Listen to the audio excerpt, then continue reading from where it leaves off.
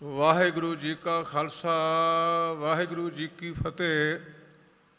ਗੁਰੂ ਖਾਲਸਾ ਸਾਧ ਸੰਗਤ ਜੀ, ਪ੍ਰਬੰਧਕ ਵੀਰਾਂ ਦੇ ਕਹਿਣ ਮੁਤਾਬਕ ਆਪ ਜੀ ਨੇ 20 ਸਾਲ ਪਹਿਲਾਂ ਇਸ ਅਸਥਾਨ 'ਤੇ ਧੰਨ ਗੁਰੂ ਗ੍ਰੰਥ ਸੱਚੇ ਪਾਤਸ਼ਾਹ ਦਾ ਪ੍ਰਕਾਸ਼ ਕੀਤਾ। ਇਹ ਥਾਂ ਥਾਂ ਨਾ ਰਿਹਾ, ਇਹਨੂੰ ਅਸੀਂ ਹੁਣ ਪਾਵਨ ਅਸਥਾਨ ਕਰਕੇ ਸਤਿਕਾਰ ਦਿੰਦੇ ਹਾਂ। ਜਗ੍ਹਾ ਪਹਿਲਾਂ ਵੀ ਸੀ, ਜਗ੍ਹਾ ਅੱਜ ਵੀ ਹੈ, ਲੇਕਿਨ ਪਾਵਨ ਗੁਰੂ ਗ੍ਰੰਥ ਸੱਚੇ ਪਾਤਸ਼ਾਹ ਦੇ ਪ੍ਰਕਾਸ਼ ਨਾਲ ਹੋਈ। ਮੈਂ ਸਮੇਂ ਦੇ ਵਿੱਚ ਇੱਕ ਨੁਕਤਾ ਤੁਹਾਡੇ ਨਾਲ ਸਾਂਝਾ ਕਰਨਾ ਹੈ। ਸਵਾਲ ਕਰਨ ਵਾਲੇ ਸਵਾਲ ਕਰਦੇ ਨੇ, ਗਿਆਨੀ ਜੀ ਗੁਰੂ ਗ੍ਰੰਥ ਸੱਚੇ ਪਾਤਸ਼ਾਹ ਦੇ ਪ੍ਰਕਾਸ਼ ਨੂੰ ਬਹੁਤਾ ਲੰਮਾ ਸਮਾਂ ਨਹੀਂ ਹੋਇਆ, ਅਜੇ 400 ਸਾਲ ਦੇ ਕਰੀਬ ਹੋਇਆ, ਥੋੜ੍ਹਾ ਜਿਹਾ ਵੱਧ ਘੱਟ। ਲੇਕਿਨ ਗੁਰੂ ਗ੍ਰੰਥ ਸੱਚੇ ਪਾਤਸ਼ਾਹ ਦੇ ਆਗਮਨ ਤੋਂ ਪਹਿਲਾਂ ਵੇਦ ਸਨ, ਸ਼ਾਸਤਰ ਸਨ, ਪੁਰਾਣ ਸਨ, ਕੁਰਾਨ ਸੀ, ਬਾਈਬਲ ਅਤੇ ਗੀਤਾ ਨੇ। ਲੇਕਿਨ ਗੁਰੂ ਗ੍ਰੰਥ ਸੱਚੇ ਪਾਤਸ਼ਾਹ ਦਾ ਵਿਸ਼ੇਸ਼ ਵਾਧਾ ਕੀ ਹੈ? ਅਸੀਂ ਗੁਰੂ ਕੇ ਸਿੱਖ ਹੋਣ ਦੇ ਨਾਤੇ ਪੜ੍ਹਦੇ ਹਾਂ, ਗੁਰਬਾਣੀ ਇਸ ਜਗ ਬੈ ਚਾਨਣ ਕਰਮ ਵਸੇ ਮਨ ਆਏ। ਗੁਰੂ ਕੀ ਬਾਣੀ ਸੰਸਾਰ ਵਿੱਚ ਚਾਨਣ ਹੈ, ਜਿਨ੍ਹਾਂ ਦੇ ਕਰਮ ਚੰਗੇ ਨੇ ਉਹਨਾਂ ਦੇ ਹਿਰਦੇ ਵਿੱਚ ਵਸਦੀ ਹੈ। ਇਹਦੇ 'ਚ ਹੋਰ ਨੁਕਤਾ ਵੀ ਭਾਈ ਸਾਹਿਬ ਗੁਰੂ ਕੀ ਬਾਣੀ ਚਾਨਣ ਹੈ, ਕੀ ਪਹਿਲਾਂ ਚਾਨਣ ਨਹੀਂ ਸੀ? ਇਹਦਾ ਜਵਾਬ ਗੁਰਮੁਖੋ ਸਾਡੇ ਕੋਲ ਇਹ ਹੈ। ਆਪਾਂ ਸਾਰਿਆਂ ਨੇ ਵੇਖਿਆ, ਕਈ ਤਾਂ ਬੱਚੇ ਛੋਟੇ ਨੇ, ਪਰ ਮੇਰੀ ਆਪਣੀ ਸੰਭਾਲ ਵਿੱਚ ਇਹ ਬਿਜਲੀ ਆਈ ਅਤੇ ਮੈਂ ਚੌਥੀ ਜਮਾਤ ਤੱਕ ਦੀਵੇ ਦੀ ਚਾਨਣ ਨਾਲ ਪੜ੍ਹਦਾ ਰਿਹਾ। ਮਿੱਟੀ ਦੇ ਤੇਲ ਦੇ ਦੀਵੇ, ਸਰੋਂ ਦੇ ਤੇਲ ਦੇ ਦੀਵੇ, ਲੇਕਿਨ ਅੱਜ ਬਿਜਲੀ ਦੇ ਹੋਣ ਕਰਕੇ ਕੋਈ ਸਰੋਂ ਦੇ ਤੇਲ ਦੇ ਦੀਵੇ ਅਤੇ ਮਿੱਟੀ ਦੇ ਤੇਲ ਦੇ ਦੀਵੇ ਨੂੰ ਨਹੀਂ ਜਗਾਉਂਦਾ। ਇਸੇ ਕਰਕੇ ਗੁਰੂ ਗ੍ਰੰਥ ਸੱਚੇ ਪਾਤਸ਼ਾਹ ਦੇ ਆਗਮਨ ਤੋਂ ਪਹਿਲਾਂ ਚਾਨਣ ਸੀ, ਲੇਕਿਨ ਫਰਕ ਸੀ ਕੀ ਸੀ? ਜਿਹੜਾ ਮਿੱਟੀ ਦੇ ਤੇਲ ਦਾ ਦੀਵਾ ਨਾ, ਉਹ ਜਿਹੜੇ ਦੁਆਖੇ ਵਿੱਚ ਜਗਾਈਏ ਉਹ ਥਾਂ ਨੂੰ ਕਾਲਾ ਕਰ ਦਿੰਦਾ ਹੈ। ਸਰੋਂ ਦੇ ਤੇਲ ਦਾ ਦੀਵਾ ਹਵਾ ਆਈ ਅਤੇ ਬੁਝ ਗਿਆ,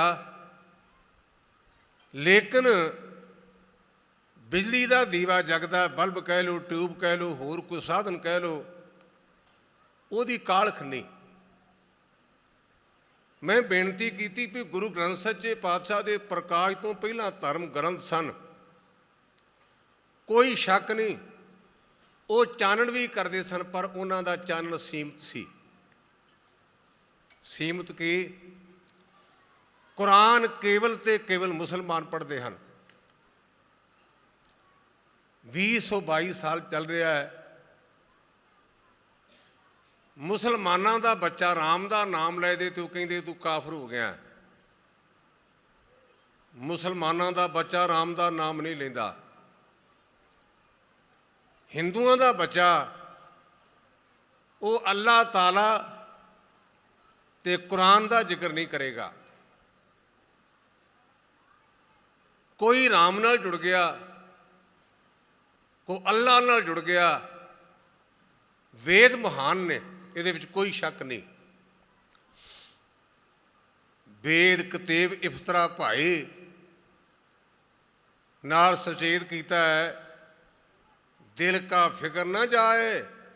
ਵੇਦ ਕਤੇਬ ਇਫਤਰਾ ਭਾਈ ਦਿਲ ਕਾ ਫਿਕਰ ਨਾ ਜਾਏ, ਟੁਕ ਦਮ ਕਰਾਰੀ ਜੋ ਕਰੋ, ਹਾਜ਼ਰ ਹਜ਼ੂਰ ਖੁਦਾਏ। ਵੇਦ ਮਹਾਨ ਨੇ, ਲੇਕਿਨ ਵੇਦਾਂ ਦਾ ਪਾਠ ਨੀਵੀਂ ਜਾਤੀ ਵਾਲੇ ਨੂੰ ਕਰਨ ਦਾ ਹੱਕ ਨਹੀਂ। ਮੈਂ ਇਹਦੀ ਪੁਸ਼ਟੀ ਪੰਜਾਬੀ ਯੂਨੀਵਰਸਿਟੀ ਵਾਲੇ ਭਰਾਵਾਂ ਨੇ ਵਾਲਮੀਕੀ ਰਾਮਾਇਣ ਛਪਾਈ ਹੈ, ਉਹਦੇ ਵਿੱਚੋਂ ਪੜ੍ਹੀ। ਇੱਕ ਨੀਵੀਂ ਜਾਤੀ ਵਾਲਾ ਕਾਕਾ ਖੂਹ ਵਿੱਚ ਲਮਕ ਕੇ ਰੱਬ ਦਾ ਨਾਂ ਲੈਂਦਾ ਅਤੇ ਉਹਦਾ ਸਿਰ ਕਲਮ ਕੀਤਾ ਗਿਆ ਵੀ ਤੈਨੂੰ ਹੱਕ ਕੀ ਹੈ? वेदां दा पाठ ब्राह्मण करदा है, क्षत्री सुनदा है, वैश्य सुनदा है, लेकिन शूद्र दे बच्चे नूं उहदा पाठ करन दा कोई हक नहीं। मुसलमान भरा आपां नूं मिलदे, तुसीं किते निर्णय करना, उन्हां दी तस्वीर दे 100 मणके ने, 100 मणके। कारण अल्लाह दा 100 नाम है, ਇਹਦੇ ਤੋਂ ਬਾਕੀ ਦੇ ਜਿੰਨੇ ਨਾਮ ਨੇ ਉਹ ਗਲਤ ਨੇ, ਉਹ ਠੀਕ ਨਹੀਂ, ਪ੍ਰਵਾਨਿਤ ਨਹੀਂ। ਕੋਈ 100 ਵਿੱਚ ਵੱਜ ਗਿਆ, ਕਿਸੇ ਰਾਮ ਤੇ ਅੱਲਾ ਵਿੱਚ ਭੇਦ ਕਰ ਲਿਆ। ਲੇਕਿਨ ਗੁਰੂ ਗ੍ਰੰਥ ਸੱਚੇ ਪਾਤਸ਼ਾਹ ਦਾ ਨੂਰ ਕਿਉਂ ਮਹਾਨ ਹੈ? ਇਹ ਕਹਿੰਦਾ ਅਵਲ ਅੱਲਾ ਨੂਰ ਅਪਾਇਆ, ਕੁਦਰਤ ਕੇ ਸਭ ਬੰਦੇ, ਏਕ ਨੂਰ ਤੇ ਸਭ ਜਗ ਉਪਜਿਆ, ਕਮਨ ਭਲੇ ਕੋ ਮੰਦੇ, ਲੋਗਾ ਭਰਮ ਨਾ ਭੁੱਲੋ ਭਾਈ। ਹੇ ਭਰਾਓ, ਭਰਮਾਂ ਵਿੱਚ ਨਾ ਪਾਓ। ਅੱਲਾ ਦੇ ਨੂਰ ਕਰਕੇ ਹੀ ਇਹ ਸ੍ਰਿਸ਼ਟੀ ਬਣੀ ਹੈ। ਜਿਹਨੂੰ ਹਿੰਦੂ ਭਰਾਵਾਂ ਨੇ ਜੋਤ ਆਖਿਆ, ਜਿਹਨੂੰ ਮੁਸਲਮਾਨ ਭਰਾਵਾਂ ਯਹੂਦੀਆਂ ਤੇ ਈਸਾਈਆਂ ਨੇ ਨੂਰ ਕਿਹਾ, ਉਹ ਨੂਰ ਕੀ ਹੈ? ਕੁਰਬਾਨੀ ਇਸ ਜਗ ਮੈਂ ਚਾਨਣ ਕਰਮ ਵਸੇ ਮਨਾਏ। ਗੁਰੂ ਕੀ ਬਾਣੀ ਕਿਸੇ ਵਿਸ਼ੇਸ਼ ਫਿਰਕੇ ਵਾਸਤੇ, ਇਕੱਲੇ ਵਾਸਤੇ ਨਹੀਂ। ਮੁਸਲਮਾਨ ਆਇਆ ਤੇ ਉਹਨੂੰ ਇਹ ਨਹੀਂ ਆਖਿਆ ਵੀ ਤੂੰ ਆਪਣਾ ਧਰਮ ਛੱਡ ਦੇ, ਉਹਨੂੰ ਪਿਆਰ ਦਿੱਤਾ ਤੇ ਮੁਸਲਮਾਨ ਨੂੰ ਆਵਾਜ਼ ਮਾਰ ਕੇ ਆਖਿਆ, ਪੁੱਤਰਾ ਜੇ ਮੁਸਲਮਾਨ ਬਣਿਆ ਤੇ ਅਸਲੀ ਬਣੀ। ਜਗਿਆਸੂ ਨੇ ਬੇਨਤੀ ਕੀਤੀ, ਮਹਾਰਾਜ ਮੈਂ ਸਮਝਿਆ ਨਹੀਂ, ਅਸਲੀ ਮੁਸਲਮਾਨ ਤੋਂ ਭਾਵ? ਤੇ ਗੁਰੂ ਗ੍ਰੰਥ ਸੱਚੇ ਪਾਤਸ਼ਾਹ ਕਹਿੰਦੇ ਮੁਸਲਮਾਨ ਮੋਮ ਦਿਲ ਹੋਵੇ, ਅੰਤਰ ਕੀ ਮਲ ਦਿਲ ਤੇ ਧੋਵੇ, ਦੁਨੀਆ ਰੰਗ ਨਾ ਆਵੇ ਨੇੜੇ, ਜੋ ਕੁਸਮ ਪਾਟ ਕਿਉ ਪਾ ਘਰਾ। ਕਹਿੰਦੇ ਜੇ ਮੁਸਲਮਾਨ ਹੈ ਨਾ, ਮੋਮ ਦਿਲ ਬਣਿਆ ਸੀ। ਸਾਡੇ ਇਤਿਹਾਸ ਵਿੱਚ ਮੋਮ ਦਿਲ ਕਦੇ ਮਲੇਰਕੋਟਲੇ ਦਾ ਨਵਾਬ ਜਦੋਂ ਸਾਹਿਬਜ਼ਾਦਿਆਂ ਨੂੰ ਸ਼ਹੀਦ ਕੀਤਾ ਨਾ, ਤੇ ਮਲੇਰਕੋਟਲੇ ਨਵਾਬ ਨੇ ਵਜ਼ੀਰ ਖਾਨ ਨੂੰ ਆਖਿਆ ਵੀ ਤੇਰਾ ਰਾਜ ਹੁਣ ਨਹੀਂ ਰਹਿਣਾ। ਕਿੱਥੇ ਲਿਖਿਆ ਵੀ ਸ਼ੀਰ ਖੁਰ ਬੱਚਿਆਂ ਨੂੰ ਨੀਹਾਂ ਵਿੱਚ ਚਿਣਿਆ ਜਾਏ? ਮੋਮ ਦਿਲ ਹੈ ਮੁਸਲਮਾਨ। ਮੁਸਲਮਾਨ ਮੋਮ ਦਿਲ ਹੋਵੇ, ਅੰਤਰ ਕੀ ਮਲ ਦਿਲ ਤੇ ਧੋਵੇ। ਤੇ ਅੰਦਰ ਦੀ ਮੈਲ ਕਿਵੇਂ ਧੋਤੀ ਜਾਵੇਗੀ? ਭਰੀਏ ਮਤ ਪਾਪਾਂ ਕੇ ਸੰਗ, ਉਹ ਧੋਪੈ ਨਾਵੇ ਕੇ ਰੰਗ। ਦੁਨੀਆ ਰੰਗ ਨਾ ਆਵੇ ਨੇੜੇ, ਜਿਉਂ ਕੁਸਮ ਪਾਟ ਘਿਓ ਪਾ ਘਰਾ। ਜਿਵੇਂ ਆਪਾਂ ਸ਼ੁੱਧ ਘਿਓ ਵੇਨੇ ਆ ਨਾ, ਲਾਈਟ ਹਜ਼ਾਰਿਆ ਜਿਹਾ ਰੰਗ ਹੁੰਦਾ ਹੈ, ਕਹਿੰਦੇ ਇਸ ਪ੍ਰਕਾਰ ਗੁਰਮੁਖਾ ਤੇਰਾ ਰੰਗ ਚਾਹੀਦਾ, ਬਿਲਕੁਲ ਸਾਫ ਵਿੱਚ ਛਿੱਡੀ ਨਹੀਂ ਚਾਹੀਦੀ। ਬਾਬੇ ਫਰੀਦ ਦੀ ਪਾਵਨ ਬਾਣੀ ਗੁਰੂ ਗ੍ਰੰਥ ਸੱਚੇ ਪਾਤਸ਼ਾਹ ਵਿੱਚ ਦਰਜ ਹੈ। ਜਦੋਂ ਅਸੀਂ ਗੁਰੂ ਗ੍ਰੰਥ ਸੱਚੇ ਪਾਤਸ਼ਾਹ ਨੂੰ ਮੱਥਾ ਟੇਕਦੇ ਨਾ, ਬੇਨਤੀ ਕੀਤੀ ਹੈ, ਕਈਆਂ ਨੇ ਵੰਡਿਆ, ਲੇਕਿਨ ਗੁਰੂ ਗ੍ਰੰਥ ਸੱਚੇ ਪਾਤਸ਼ਾਹ ਮਹਾਨ ਕਿਉਂ? ਇਹ ਸਾਨੂੰ ਵੰਡਦਾ ਨਹੀਂ, ਸਾਨੂੰ ਜੋੜਦਾ ਹੈ। ਗੁਰੂ ਗ੍ਰੰਥ ਸੱਚੇ ਪਾਤਸ਼ਾਹ ਦੀ ਪਾਵਨ ਬਾਣੀ 'ਚ ਬਾਬੇ ਸ਼ੇਖ ਫਰੀਦ ਦੀ ਬਾਣੀ ਜਿਹੜਾ ਪੱਕਾ ਨਵਾਜੀ ਹੈ, ਇੰਨਾ ਕੱਟੜ ਹੋਇਆ ਬਾਬਾ ਸ਼ੇਖ ਫਰੀਦ ਆਪਣੇ ਮੱਤ ਵਿੱਚ। ਉਹ ਕਹਿੰਦਾ, ਫਰੀਦਾ ਬੇਨਵਾਜਾ ਕੁੱਤਿਆ, ਇਹ ਨਾ ਭਲੀ ਰੀਤ ਕਬਹੀ ਚਾਲਨ ਆਇਆ, ਪੰਜੇ ਵਕਤ ਮਸੀਤ। ਜਦੋਂ ਅਸੀਂ ਗੁਰੂ ਨਾਨਕ ਪਾਤਸ਼ਾਹ ਨੂੰ ਮੱਥਾ ਟੇਕਦੇ ਤੇ ਬਾਬੇ ਸ਼ੇਖ ਫਰੀਦ ਅੱਗੇ ਮੱਥਾ ਵੀ ਟੇਕਦੇ ਹਾਂ। ਗੁਰੂ ਗ੍ਰੰਥ ਸੱਚੇ ਪਾਤਸ਼ਾਹ ਦੀ ਪਾਵਨ ਬਾਣੀ ਵਿੱਚ ਬ੍ਰਾਹਮਣ, ਜਲਾਹਾ, ਚਮਿਆਰ ਕਿਸੇ ਪ੍ਰਕਾਰ ਦਾ ਵਿਤਕਰਾ ਨਹੀਂ, ਉਹਨਾਂ ਨੂੰ ਰੱਬ ਕਰਕੇ ਸਤਿਕਾਰ ਦਿੱਤਾ, ਰੱਬ ਦਾ ਪਿਆਰੇ ਜਾਣ ਕਰਕੇ। ਜੈ ਦੇ ਬ੍ਰਾਹਮਣ। ਬਾਬਾ ਕਬੀਰ ਜੀ ਜਲਾਇਆ, ਬਾਬਾ ਰਵਿਦਾਸ ਜੀ ਜਿਹੜੇ ਚਮੜੇ ਦਾ ਕੰਮ ਕਰਦੇ ਨੇ, ਇਹ ਨਹੀਂ ਅਸੀਂ ਕਹਿੰਦੇ ਵੀ ਫਲਾਣਾ ਭਗਤ ਛੋਟਾ ਤੇ ਫਲਾਣਾ ਵੱਡਾ, ਸਾਰੇ ਇੱਕ ਪਰਮੇਸ਼ਰ ਸਰੂਪ ਹਨ। 15 ਭਗਤਾਂ ਦੀ ਬਾਣੀ ਗੁਰੂ ਗ੍ਰੰਥ ਸੱਚੇ ਪਾਤਸ਼ਾਹ ਦੀ ਬਾਣੀ ਵਿੱਚ ਦਰਜ ਹੈ। ਇਸ ਕਰਕੇ ਗੁਰਮੁਖੋ ਇਹ ਆਪਾਂ ਗੁਰਦੁਆਰੇ ਨੂੰ ਪਾਵਨ ਸਥਾਨ ਤਾਂ ਕਹਿੰਦੇ, ਇਹ ਸਾਰਿਆਂ ਨੂੰ ਪਵਿੱਤਰ ਕਰਦਾ, ਸਾਰਿਆਂ ਨੂੰ। ਗੱਲ ਮੈਂ ਕਰ ਰਿਹਾ ਸਾਂ ਚਾਨਣ ਦੀ। ਬਿਜਲੀ ਦਾ ਚਾਨਣ ਹੁੰਦਿਆਂ ਹੋਇਆਂ ਆਪਾਂ ਮਿੱਟੀ ਦੇ ਤੇਲ ਦੇ ਦੀਵੇ ਨਹੀਂ ਜਗਾਉਂਦੇ, ਆਪਾਂ ਸਰੋਂ ਦੇ ਤੇਲ ਦੇ ਦੀਵੇ ਨਹੀਂ ਜਗਾਉਂਦੇ। ਮੈਂ ਨਾਲ ਹੀ ਬੇਨਤੀ ਕੀਤੀ ਹੈ, ਕਾਲਖ ਕੀ ਹੈ? ਕੁਰਾਨ ਕੇਵਲ ਤੇ ਕੇਵਲ ਮੁਸਲਮਾਨਾਂ ਦਾ ਹੱਕ ਹੈ ਤੇ ਬਾਕੀ ਨਹੀਂ ਪੜ੍ਹਦੇ। ਜਿਹੜੇ ਵੇਦ ਨੇ ਉਹਨਾਂ ਦੀ ਵਿਆਖਿਆ ਕੇਵਲ ਤੇ ਕੇਵਲ ਬ੍ਰਾਹਮਣ ਕਰਦਾ ਹੈ, ਕਿਸੇ ਨੀਵੇਂ ਨੂੰ ਵਿਆਖਿਆ ਕਰਨ ਦਾ ਹੱਕ ਨਹੀਂ। ਲੇਕਿਨ ਗੁਰੂ ਗ੍ਰੰਥ ਸੱਚੇ ਪਾਤਸ਼ਾਹ ਕੌਣ ਨੇ? ਕਹਿੰਦੇ ਨੀਚਾਂ ਅੰਦਰ ਨੀਚ ਜਾਤ, ਨੀਚੀ ਹੂੰ ਅਤ ਨੀਚ, ਨਾਨਕ ਤਿਨ ਕੇ ਸੰਗ ਸਾਥ, ਵੱਡਿਆਂ ਸਿਉ ਕਿਆ ਰੀਸ, ਜਿੱਥੇ ਨੀਰ ਸੰਭਾਲੀਆਂ ਤਿੱਥੇ ਨਦਰ ਤੇਰੀ ਬਖਸ਼ੀਸ। ਜਿਹੜੇ ਨੀਵਿਆਂ ਤੋਂ ਨੀਵੇਂ, ਮੈਂ ਉਹਨਾਂ ਦਾ ਯਾਰ ਹਾਂ। ਗੱਲ ਕਹਿਣੀ ਬੜੀ ਸੌਖੀ, ਲੇਕਿਨ ਧੰਨ ਗੁਰੂ ਨਾਨਕ ਪਾਤਸ਼ਾਹ ਮਹਾਰਾਜ ਨੇ ਇੱਕ ਮਰਾਸੀਆਂ ਦਾ ਬੱਚਾ, ਜਿਹੜਾ ਦੁਨਿਆਵੀ ਉਮਰ ਕਰਕੇ ਗੁਰੂ ਨਾਨਕ ਪਾਤਸ਼ਾਹ 10 ਸਾਲ ਵੱਡਾ ਹੈ, ਮਾਂ ਦਾ ਨਾਮ ਬੀਬੀ ਲੱਖੋ, ਪਿਤਾ ਦਾ ਨਾਮ ਬਾਬਾ ਬਦਰਾ। ਉਹਦੇ ਪੂਰਬਲੇ ਕਰਮ ਚੰਗੇ, ਪਿਓ ਦਾ ਜਨਮ ਰਾਏ ਭੋਏ ਦੀ ਤਲਵੰਡੀ ਵਿੱਚ ਹੋਇਆ, ਅਜੇ ਨਨਕਾਣਾ ਸਾਹਿਬ ਬਾਅਦ ਵਿੱਚ ਬਣਿਆ। ਜਨਮ ਹੋਇਆ, ਖੇਡ ਰਿਹਾ ਹੈ। ਭਾਈ ਮਰਦਾਨੇ ਤੋਂ ਪਹਿਲਾਂ ਉਹਦੇ 3-4 ਭਰਾ ਛੋਟੇ ਹੁੰਦਿਆਂ ਰੱਬ ਨੂੰ ਪਿਆਰੇ ਹੋ ਗਏ, ਸਰੀਰ ਛੱਡ ਕੇ ਮੌਤ ਹੋ ਗਈ ਉਹਨਾਂ ਦੀ।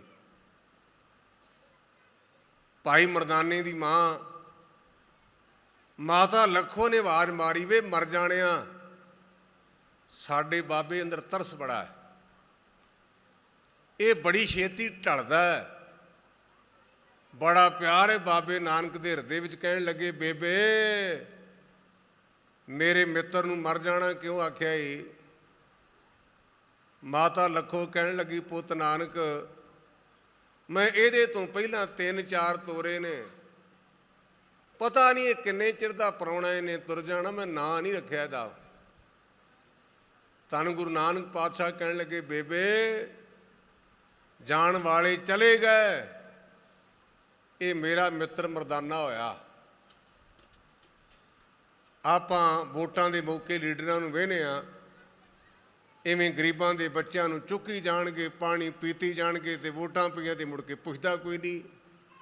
ਇਹ ਅੱਜ ਕੱਲ੍ਹ ਸਟੰਟ ਚੱਲਦਾ ਹੈ।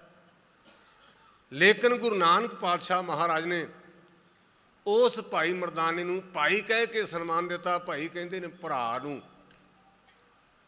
ਦੁਨੀਆ ਦੇ ਤਮਾਮ ਧਰਮ ਗ੍ਰੰਥਾਂ ਦਾ ਮਤਾਲਿਆ ਕਰੋ, ਕਿਸੇ ਪੀਰ ਪੈਗੰਬਰ ਰਹਿਬਰ ਨੇ ਆਪਣੇ ਸ਼ਿਸ਼, ਆਪਣੇ ਚੇਲੇ ਨੂੰ ਆਪਣੇ ਬਰਾਬਰ ਦਾ ਸਨਮਾਨ ਨਹੀਂ ਦਿੱਤਾ।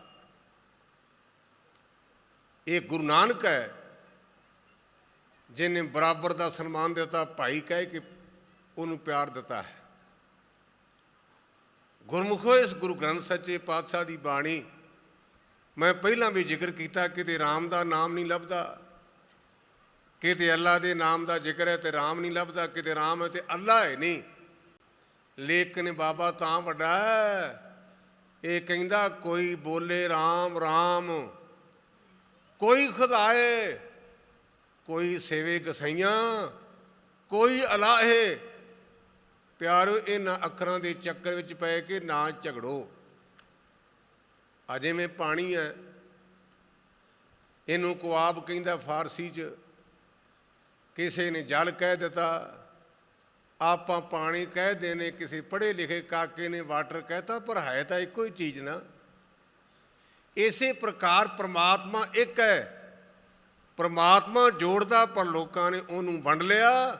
ਗੁਰੂ ਗ੍ਰੰਥ ਸੱਚੇ ਪਾਤਸ਼ਾਹ ਦਾ ਪ੍ਰਕਾਸ਼ ਤਾਂ ਕਰੀਦਾ, ਇਹ ਟੁੱਟਿਆਂ ਨੂੰ ਜੋੜਦਾ ਹੈ, ਇਹ ਵੰਡਦਾ ਨਹੀਂ। ਕੋਈ ਬੋਲੇ ਰਾਮ ਰਾਮ, ਕੋਈ ਖੁਦਾਏ, ਕੋਈ ਸੇਵੇ ਗਸਾਈਆਂ, ਕੋਈ ਅਲਾਹੇ, ਕਾਰਨ ਕਰਨ ਕਰੀਮ, ਕਿਰਪਾ ਧਾਰ ਰਹੀਮ। ਤੁਹਾਨੂੰ ਵੇਦਾਂ ਵਿੱਚ ਕਿਤੇ ਵੀ ਕਰੀਮ ਲਫ਼ਜ਼ ਨਹੀਂ ਮਿਲੇਗਾ, ਕਿਤੇ ਵੀ ਨਹੀਂ ਮਿਲੇਗਾ। ਪਰ ਬਾਬੇ ਦੀ ਬਾਣੀ 'ਚ ਕਾਰਨ ਕਰਨ ਕਰੀਮ, ਕਿਰਪਾ ਧਾਰ ਰਹੀਮ। ਕੋਈ ਨਹਾਵੇ ਤੀਰਥ, ਕੋਈ ਹਜ ਜਾਏ। ਸਾਡੇ ਮੁਸਲਮਾਨ ਭਰਾ ਅਚੇਚੇ ਤੌਰ 'ਤੇ ਪਾਵਨ ਕਾਬੇ ਦਾ ਹਜ ਕਰਨ ਜਾਂਦੇ ਨੇ।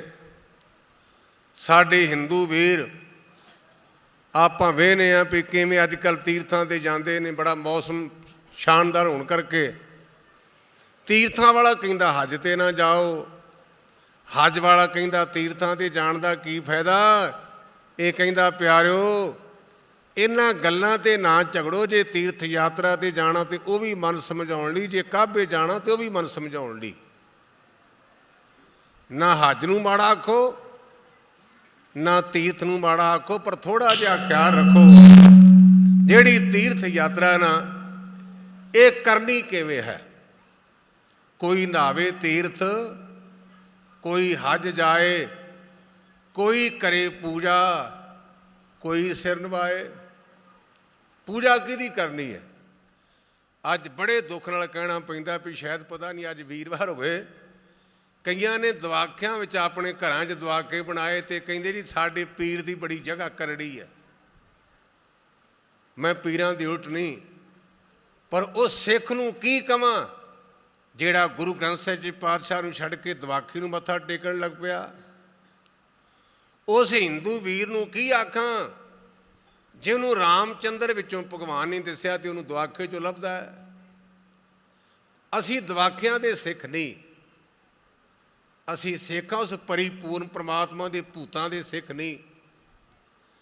ਗਿਆਨੀ ਜੀ ਕੀ ਕਰੀਏ, ਮਾਰੀ ਦੇ ਮੰਨਦੇ ਹਾਂ, ਤਗੜਾ ਬੜਾ ਹੈ, ਸਾਨੂੰ ਥੜੇ 'ਤੇ ਨਹੀਂ ਚੜ੍ਹਨ ਦਿੰਦਾ। ਇਹਦਾ ਭਾਵ ਕਿ ਪ੍ਰੇਤ ਬਣਿਆ ਨਾ ਭੂਤਨਾ ਹੋਣਾ, ਅਤੇ ਜੇ ਭੂਤਨੇ ਨੂੰ ਮੰਨੇਗਾ ਭੂਤਨਾ ਹੀ ਬਣੇਗਾ ਨਾ।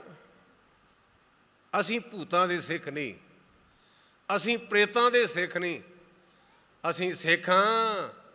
ਸਭ ਸਿੱਖ ਨੂੰ ਹੁਕਮ ਹੈ ਗੁਰੂ ਮਾਨਿਓ ਗ੍ਰੰਥ। ਆਪਾਂ ਤਾਂ ਅੰਮ੍ਰਿਤਸਰ ਰਹੇ ਨੇ, ਸਾਨੂੰ ਤਾਂ ਬਹੁਤਾ ਹੋਰ ਭਟਕਣ ਦੀ ਲੋੜ ਹੀ ਨਹੀਂ। ਹਰਿਮੰਦਰ ਦੇ ਵਿੱਚੋਂ ਧੰਨ ਗੁਰੂ ਰਾਮਦਾਸ ਪਾਤਸ਼ਾਹ ਨੇ ਸਾਨੂੰ ਖੁੱਲ੍ਹਾ ਹੁਕਮ ਕੀਤਾ, ਸਿੱਖਾ ਬਾਣੀ ਗੁਰੂ, ਗੁਰੂ ਹੈ ਬਾਣੀ, ਵਿੱਚ ਬਾਣੀ ਅੰਮ੍ਰਿਤ ਸਾਰੇ। ਤੇ ਨਾਲ ਆਖਿਆ ਗੁਰਬਾਣੀ ਕਹੇ ਸੇਵਕ ਜਨ ਮਾਨੇ, ਪ੍ਰਤੱਖ ਗੁਰੂ ਨਸਾਰੇ। ਜਿਹੜੀ ਗੁਰਬਾਣੀ ਕਹਿੰਦੀ ਨਾ ਉਹਨੂੰ ਮੰਨੇਗਾ ਤੇ ਗੁਰੂ ਤੇਰੀ ਕਲਿਆਣ ਕਰੇਗਾ। ਮੈਂ ਬੇਨਤੀ ਕਰ ਰਿਹਾ, ਹਜ਼ੂਰ ਕਹਿੰਦੇ ਨੇ ਕੋਈ ਨਹਾਵੇ ਤੀਰਥ, ਕੋਈ ਹਜ ਜਾਏ, ਕੋਈ ਕਰੇ ਪੂਜਾ, ਕੋਈ ਸਿਰ ਨਵਾਏ। ਲੇਕਿਨ ਪੂਜਾ ਕਰਨੀ ਕਿਹਦੀ ਹੈ? ਆਪਾਂ ਤਾਂ ਇੰਨੇ ਢਿੱਲੇ ਹੋ ਗਏ ਹਾਂ, ਬੜਾ ਦੁੱਖ ਹੁੰਦਾ ਮਨ ਨੂੰ। ਕੋਠੀ ਬਣਾਈਏ 1.5 ਕਰੋੜ ਦੀ, ਭੈਣਾਂ ਭਰਾਵਾਂ ਨੂੰ ਨਿਉਤਾ ਦਿੱਤਾ, ਮੈਂ ਉਦਘਾਟਨ ਕਰਨਾ ਕੋਠੀ ਦਾ, ਅਤੇ ਕੋਠੀ ਦੇ ਬੂਹੇ ਅੱਗੇ ਚੱਪਣੀ ਟੰਗੀ ਹੁੰਦੀ, ਚੱਪਣੀ, ਅਤੇ ਕਈਆਂ ਨੇ ਛਿੱਤਰ ਟੰਗਿਆ ਹੁੰਦਾ। ਹੁਣ ਥੋੜ੍ਹੀ ਜਿਹੀ ਤਰੱਕੀ ਹੋਣੀ, ਛਿੱਤਰ ਦੀ ਥਾਂ 'ਤੇ ਟਾਇਰ ਟੰਗਣ ਲੱਗ ਪਏ ਨੇ, ਟਾਇਰ। ਅਤੇ ਮੈਨੂੰ ਪੁੱਛਦੇ ਵੀ ਗਿਆਨੀ ਜੀ ਦਾ ਕੋਈ ਮਹਾਤਮ ਹੈ ਛਿੱਤਰ ਦਾ, ਚੱਪਣੀ ਦਾ ਜਾਂ ਟਾਇਰ ਦਾ? ਮੈਂ ਕਿਹਾ ਹੈ। ਕੀ? ਮੈਂ ਕਿਹਾ ਚੱਪਣੀ ਦਾ ਮਹਾਤਮ ਵੀ ਸਾਰਾ ਟੱਬਰ ਚੱਪਣੀ 'ਚ ਨੱਕ ਡੋਬ ਕੇ ਮਰ ਜਾਣ, ਜਿਨ੍ਹਾਂ ਨੂੰ ਗੁਰੂ 'ਤੇ ਭਰੋਸਾ ਨਹੀਂ, ਚੱਪਣੀ 'ਤੇ ਹੈ। ਚੱਪਣੀ ਲੈਣ ਅਤੇ ਵਾਰੀ ਵਾਰੀ ਨੱਕ ਡੋਬ ਕੇ ਮਰ ਜਾਣ। ਹੋਵੇ ਸਿੱਖਾਂ ਦਾ ਪੁੱਤ, ਹੋਵੇ ਹਿੰਦੂਆਂ ਦਾ ਪੁੱਤ, ਅਤੇ ਚੱਪਣੀ ਦੀ ਪੂਜਾ ਕਰੇ। ਛਿੱਤਰ ਕਿਉਂ ਟੰਗਿਆ? ਫਫੜਾ ਤੈਨੂੰ ਭੂਆ ਦਿੱਤੀ ਹੈ, ਤੂੰ ਸਾਰੀ ਜ਼ਿੰਦਗੀ ਸਾਨੂੰ ਤੰਗ ਕੀਤਾ, ਪਰ ਜੇ ਕੋਠੀ ਦਾ ਉਦਘਾਟਨ ਕਰਨਾ ਤੇ ਛਿੱਤਰ ਥੱਲਿਓਂ ਲੰਘਾਉਣਾ ਹੀ। ਇਹੋ ਹੀ ਹੋਇਆ ਨਾ, ਜੇ ਬੂਹੇ ਛਿੱਤਰ ਟੰਗਿਆ ਤੇ ਛਿੱਤਰ ਥੱਲਿਓਂ ਲੰਘਾਂਗੇ ਨਾ। ਕਿਹੋ ਜਿਹੀ ਪੂਜਾ ਹੈ? ਟਾਇਰ ਟਾਂ ਟੰਗਿਆ। ਗਿਆਨੀ ਜੀ ਪੁਰਾਣੇ ਜ਼ਮਾਨੇ ਦੀਆਂ ਗੱਲਾਂ ਛੱਡੋ। 84 ਵਿੱਚ ਸਾਨੂੰ ਸਿੱਖਾਂ ਨੂੰ ਦਿੱਲੀ ਦੇ ਕੁਝ ਮਤਸੀ ਬੰਦਿਆਂ ਨੇ ਟਾਇਰਾਂ ਨਾਲ ਫੂਕਿਆ। ਅਸੀਂ ਚਾਹੁੰਦੇ ਵੀ ਜਿੰਨੇ ਸਾਡੇ ਵਿਰੋਧੀ ਉਹਨਾਂ ਨੂੰ ਬੁਲਾ ਕਰਕੇ ਅਤੇ ਟਾਇਰਾਂ ਨਾਲ ਅੱਗ ਲਾਉਣੀ ਹੈ। ਇਹ ਮਹਾਤਮ ਹੋਇਆ ਭਲਾ? ਇਹ ਨਹੀਂ ਸਿੱਖਾ। ਚੱਪਣੀ ਦੀ ਪੂਜਾ ਨਾ ਕਰ, ਛਿੱਤਰਾਂ ਦੀ ਪੂਜਾ ਨਾ ਕਰ, ਟਾਇਰਾਂ ਦੀ ਪੂਜਾ ਨਾ ਕਰ। ਮੈਂ ਨਹੀਂ ਕਹਿੰਦਾ, ਜਿਸ ਗੁਰੂ ਗ੍ਰੰਥ ਸੱਚੇ ਪਾਤਸ਼ਾਹ ਦਾ ਪ੍ਰਕਾਸ਼ ਕੀਤਾ, ਇਹ ਕਹਿੰਦੇ ਨੇ ਦੁਬਦਾ ਨਾ ਪੜੋ, ਹਰ ਬਿਨ ਹੋਰ ਨਾ ਪੂਜੋ, ਮੜੇ ਮਸਾਣ ਨਾ ਜਾਈ। ਕਹਿੰਦੇ ਦਚਿੱਤੇ ਪੁਣੇ ਚ ਨਾ ਪੈ, ਦੁਬਦਾ ਦਾ ਭਾਵਨ ਦਚਿੱਤਾ ਪੁਣਾ। ਦੋ ਢੰਗ ਕਿਹੜੇ?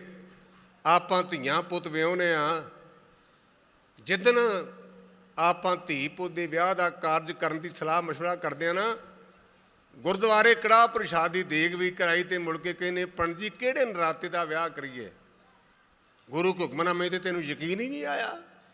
ਨਹੀਂ, ਅਸੀਂ ਵਿਸ਼ਵਾਸ ਕੇਵਲ ਤੇ ਕੇਵਲ ਇੱਕ ਤੇ ਕਰੀਏ, ਇੱਕ ਬਿਨ ਦੂਸਰ ਸੋ ਨਾ ਚਨਾਰ, ਬਿਨ ਕਰਤਾਰ ਨਾ ਕਿਰਤਮ ਮਾਨੋ। ਇਸ ਕਰਕੇ ਮੇਰਾ ਪਾਤਸ਼ਾਹ ਕਹਿੰਦੇ ਕੋਈ ਕਰੇ ਪੂਜਾ, ਕੋਈ ਸਿਰ ਨਵਾਏ, ਕੋਈ ਪੜ੍ਹੇ ਵੇਦ, ਕੋਈ ਕਤੇਬ। ਇਹ ਨਹੀਂ ਜਿਹੜਾ ਵੇਦਾਂ ਦਾ ਪਾਠ ਕਰਦਾ ਉਹ ਕਤੇਬਾਂ ਵਾਲੇ ਨੂੰ ਮਾੜਾ ਕਹੀ ਜਾਏ, ਜਿਹੜੇ ਕਤੇਬਾਂ ਵਾਲੇ ਨੇ ਉਹ ਵੇਦਾਂ ਵਾਲੇ ਨੂੰ ਮਾੜੇ ਕਹੀ ਜਾਣ। ਗੁਰੂ ਗ੍ਰੰਥ ਸੱਚੇ ਪਾਤਸ਼ਾਹ ਕਹਿੰਦੇ ਵੇਦ ਪੜ੍ਹਦੇ ਉਹਨੂੰ ਪੜ੍ਹਨ ਦੇ, ਜਿਹੜੇ ਕਤੇਬਾਂ ਦੀ ਵਿਚਾਰ ਕਰਦੇ ਉਹਨੂੰ ਕਰਨ ਦੇ। ਕਿਉਂ? ਮਨ ਸਮਝਾਵਨ ਕਾਰਨੇ ਕਛੂਕ ਪੜ੍ਹੀਏ ਗਿਆਨ। ਉਹ ਵੇਦਾਂ ਤੇ ਕਤੇਬਾਂ ਦੀ ਵਿਚਾਰ ਮਨ ਨੂੰ ਸਮਝਾਉਣ ਲਈ ਕਦੇ, ਤੇ ਨਿਸ਼ਾਨਾ ਤਾਂ ਮਨ ਨੂੰ ਸਮਝਾਉਣ ਦਾ ਹੀ ਹੈ ਨਾ। ਇਸ ਕਰਕੇ ਪਾਤਸ਼ਾਹ ਕਹਿੰਦੇ ਨੇ ਸਾਰਿਆਂ ਦੇ ਸਾਂਝੇ ਨੇ ਗੁਰੂ ਗ੍ਰੰਥ ਸੱਚੇ ਪਾਤਸ਼ਾਹ। ਕੋਈ ਪੜ੍ਹੇ ਵੇਦ, ਕੋਈ ਕਤੇਬ, ਕੋਈ ਓਢੇ ਨੀਲ, ਕੋਈ ਸਫੇਦ। ਫਿਰ ਆਪਾਂ ਰੰਗਾਂ 'ਚ ਵੰਡੇ ਹੋਏ ਆ। ਕਿਸੇ ਨੇ ਨੀਲੀ ਬੰਨ ਲਈ, ਚਿੱਟੀ ਵਾਲੇ ਨੂੰ ਕਹਿੰਦਾ ਤੂੰ ਚਿੱਟੀ ਕਿਉਂ ਬੱਧੀ, ਨੀਲੀ ਵਾਲੇ ਬੰਨੋ। ਨੀਲੀ ਵਾਲਾ ਚਿੱਟੀ ਨਾਲ ਝਗੜੀ ਜਾਂਦਾ, ਚਿੱਟੀ ਵਾਲਾ ਨੀਲੀ ਨਾਲ। ਗੁਰੂ ਗ੍ਰੰਥ ਸੱਚੇ ਪਾਤਸ਼ਾਹ ਕਹਿੰਦੇ ਨੇ ਕੱਚਿਆਂ ਰੰਗਾਂ 'ਤੇ ਝਗੜਾ ਨਾ ਕਰ।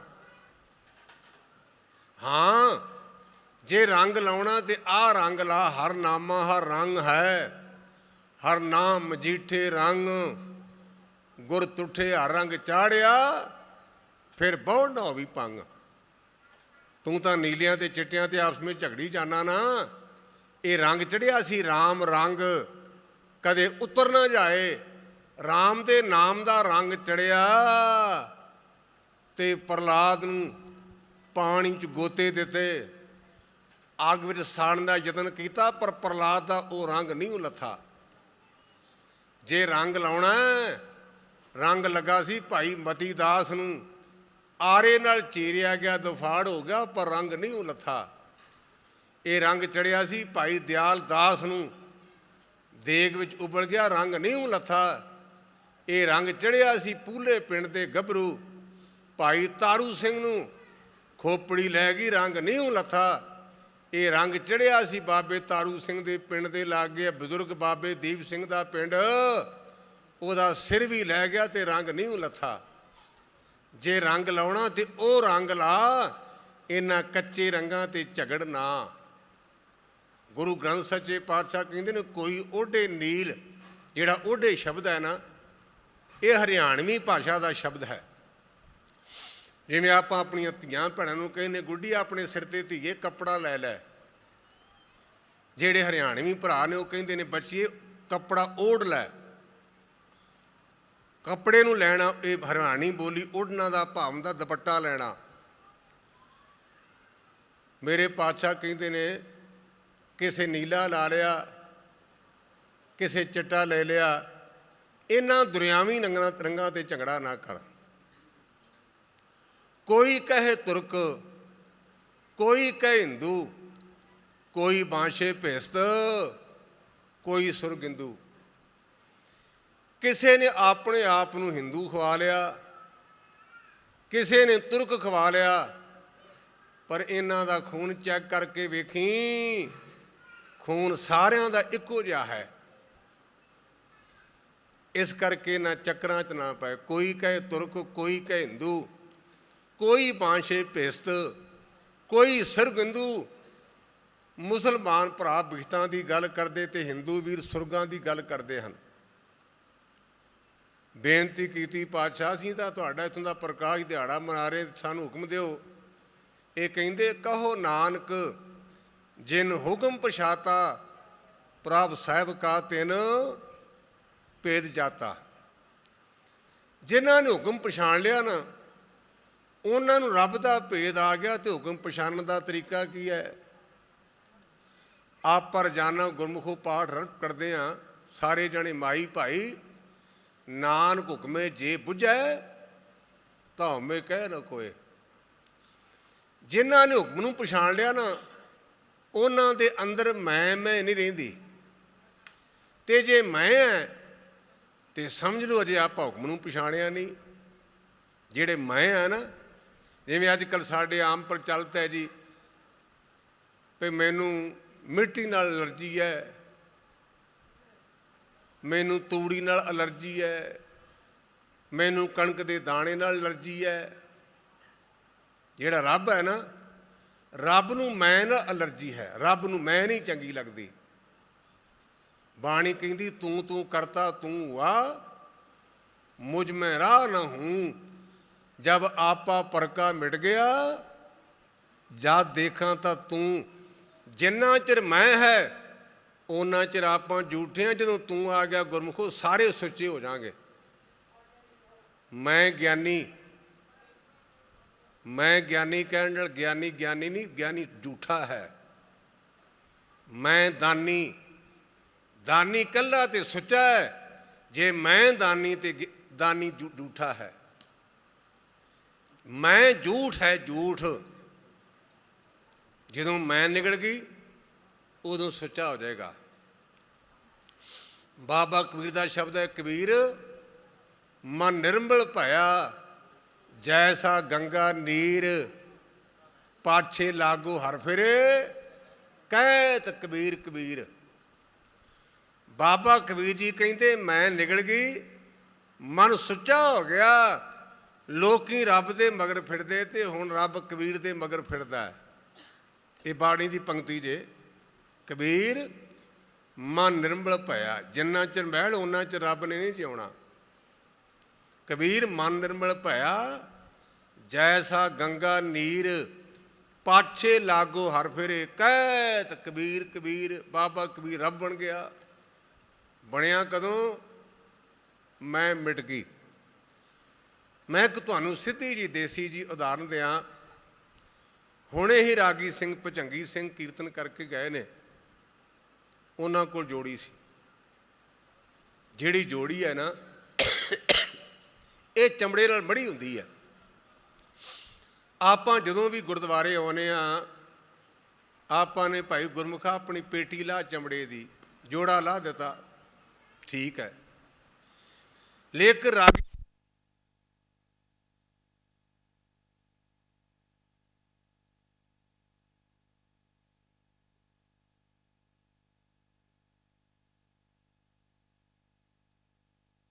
ਦੀ ਬਣੀ ਹੈ। ਜਦੋਂ ਬੱਕਰੀ ਮੈਂ ਕਰਦੀ ਸੀ ਨਾ, ਉਦੋਂ ਕਸਾਈ ਨੇ ਖੋਹ ਕੱਢਿਆ ਇਹਨੂੰ। ਕਸਾਈ ਨੇ ਖਲ ਲਈ, ਮਸਾਲਾ ਲਾ ਕਰਕੇ ਜਦੋਂ ਇਹਨੂੰ ਸਾਫ਼ ਕੀਤਾ, ਬਣ ਗਈ, ਸ਼ੁੱਧ ਹੋ ਗਈ, ਜੋੜੀ ਬਣੀ।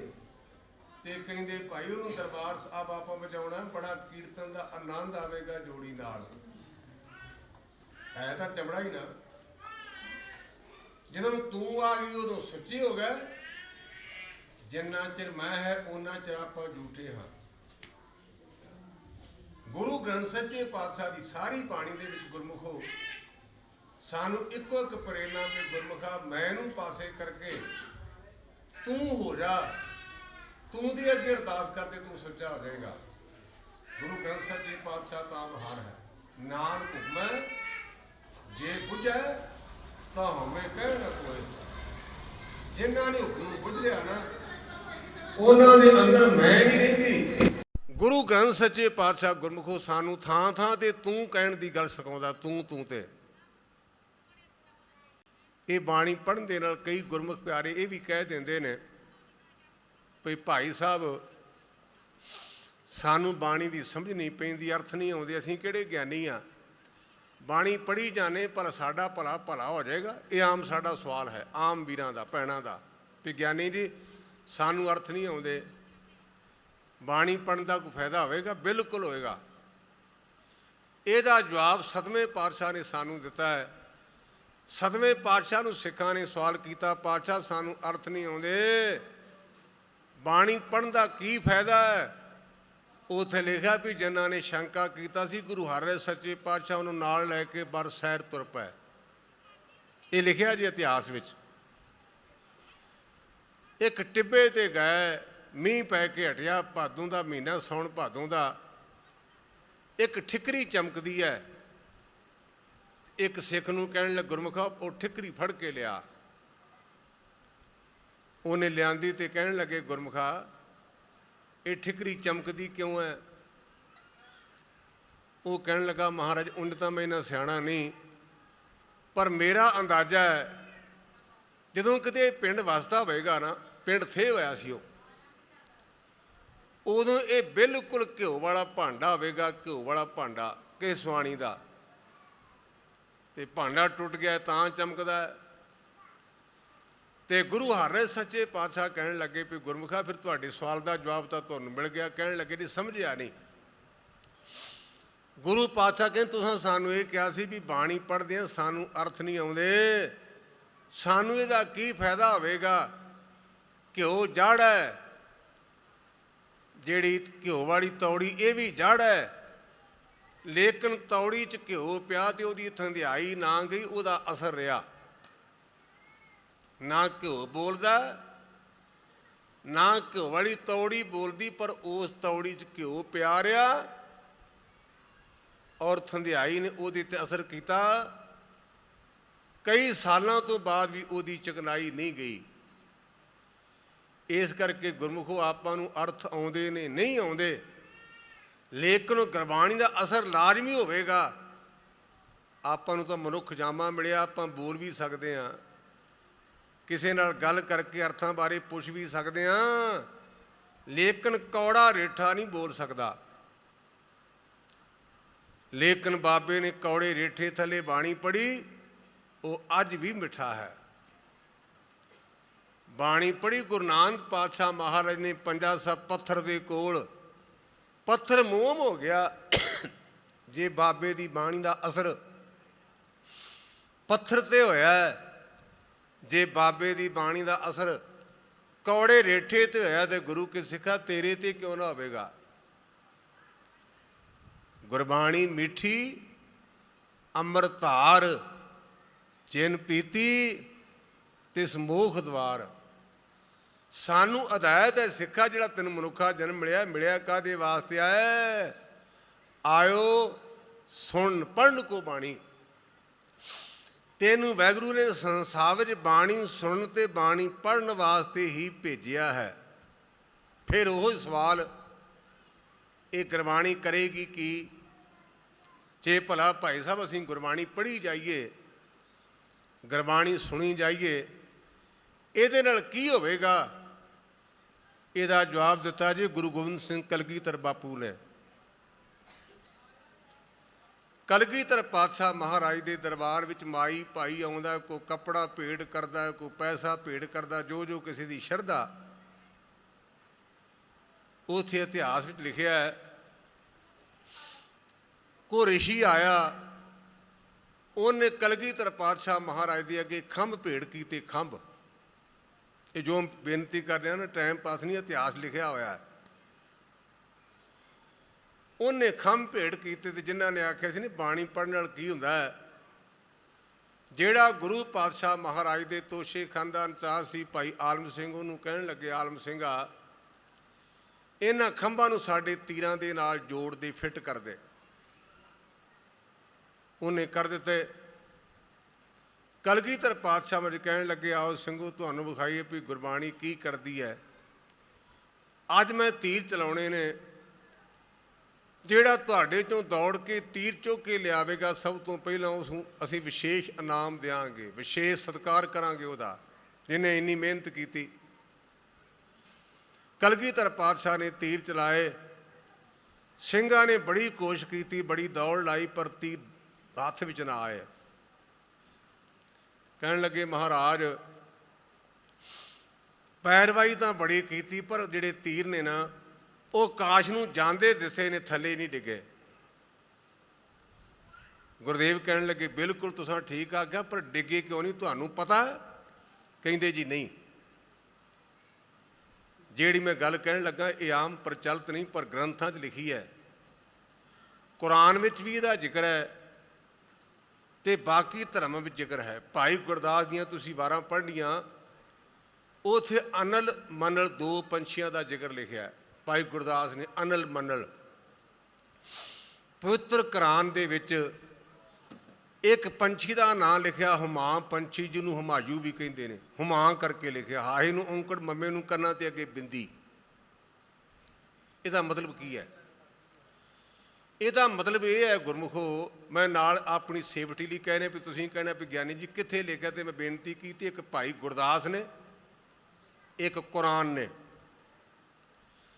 ਆਕਾਸ਼ ਦੇ ਵਿੱਚ ਇੱਕ ਪੰਛੀ ਉੱਡਦਾ ਹੈ, ਉਹ ਥੱਲੇ ਨਹੀਂ ਉਤਰਦਾ। ਇਹ ਰੱਬ ਦੇ ਰੰਗ। ਆਕਾਸ਼ ਵਿੱਚ ਪੰਛੀ ਆਂਡਾ ਦਿੰਦਾ ਤੇ ਉਹ ਆਂਡਾ ਟੁੱਟ ਜਾਂਦਾ ਹੈ। ਆਂਡੇ ਦੇ ਟੁੱਟਣ ਦੇ ਨਾਲ ਜਿਹੜਾ ਉਹਦੇ 'ਚੋਂ ਪੰਛੀ ਨਿਕਲਦਾ ਹੈ ਉਹਨੂੰ ਹੁਮਾ ਕਹਿੰਦੇ ਨੇ। ਉਹ ਜ਼ਿੰਦਗੀ ਪਰਜੰਤ ਕੁਝ ਖਾਂਦਾ ਪੀਂਦਾ ਨਹੀਂ, ਉੱਥੇ ਉਹ ਆਪਣੀ ਜ਼ਿੰਦਗੀ ਬਤੀਤ ਕਰਦਾ ਹੈ। ਮੈਂ ਵਾਰ-ਵਾਰ ਇਹ ਰਿਪੀਟ ਕਰ ਰਿਹਾ ਕਿਉਂਕਿ ਇਹ ਆਮ ਪ੍ਰਚਲਿਤ ਨਹੀਂ। ਭਾਈ ਗੁਰਦਾਸ ਨੇ ਤੇ ਕੁਰਾਨ ਵਿੱਚ ਇਸ ਗੱਲ ਦਾ ਦਾਅਵਾ, ਉਸ ਪੰਛੀ ਦਾ ਨਾਂ ਹੁਮਾ ਹੈ।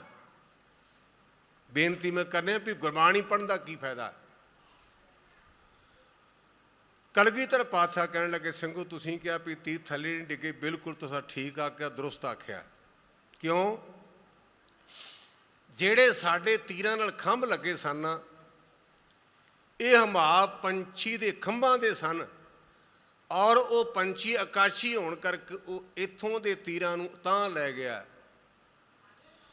ਇਸੇ ਪ੍ਰਕਾਰ ਦਾ ਧੁਰਕੀ ਬਾਣੀ ਨਾਲ ਜੁੜੇਗਾ ਨਾ। ਆਪਾਂ ਪੜ੍ਹਦੇ ਧੁਰਕੀ ਬਾਣੀ ਆਈ ਤਿੰਨ ਸਗਲੀ ਚਿੰਤ ਮਿਟਾਈ। ਤੁਰਦਾ ਭਾਵ ਦਾ ਖੀਰ, ਤੁਰਦਾ ਭਾਵ ਦਾ ਸੈਂਟਰ ਕੇਂਦਰ, ਧੁਰਾ।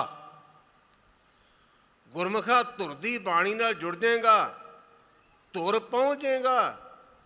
ਜੇ ਅਧੂਰੀ ਗੱਲ ਪੜੇਗਾ ਤੇ ਅਧੂਰਾ ਪਨ ਰਹਿ ਜਾਏਗਾ। ਜੇ ਬ੍ਰਹਮਾ ਦੀ ਬਾਣੀ ਤੱਕ ਜੁੜੇਗਾ ਤੇ ਬ੍ਰਹਮਪੁਰੀ, ਜਿਹਦਾ ਆਪਾਂ ਜ਼ਿਕਰ ਗੁਰਬਾਣੀ 'ਚ ਪੜ੍ਹਦੇ ਹਾਂ, ਇੰਦਰਪੁਰੀ ਮੈਂ ਸਰ ਪਰ ਮਰਨਾ, ਬ੍ਰਹਮਪੁਰੀ ਨੇਚਲ ਨਹੀਂ ਰਹਿਣਾ, ਸ਼ਿਵਪੁਰੀ ਕਾ ਹੋਏਗਾ ਕਾਲਾ, ਤ੍ਰੈ ਗੁਣ ਮਾਇਆ ਬਿਨਸ ਬਤਾਲਾ। ਜਦੋਂ ਗੁਰੂ ਹਰਗੋਬਿੰਦ ਸੱਚੇ ਪਾਤਸ਼ਾਹ ਮਹਾਰਾਜ ਕਸ਼ਮੀਰ 'ਚ ਗਏ ਨੇ ਨਾ, ਮਾਤਾ ਭਾਗਭਰੀ ਦੇ ਕੋਲ, ਮਾਤਾ ਭਾਗਭਰੀ ਗੁਰੂ ਘਰ ਦੀ ਪ੍ਰਚਾਰਕ ਸੀ। ਸਾਡਾ ਗੁਰੂ ਘਰ ਤੇ ਨੇਚਾ ਕਿੰਨਾ ਕੁ ਚਾਹੀਦਾ।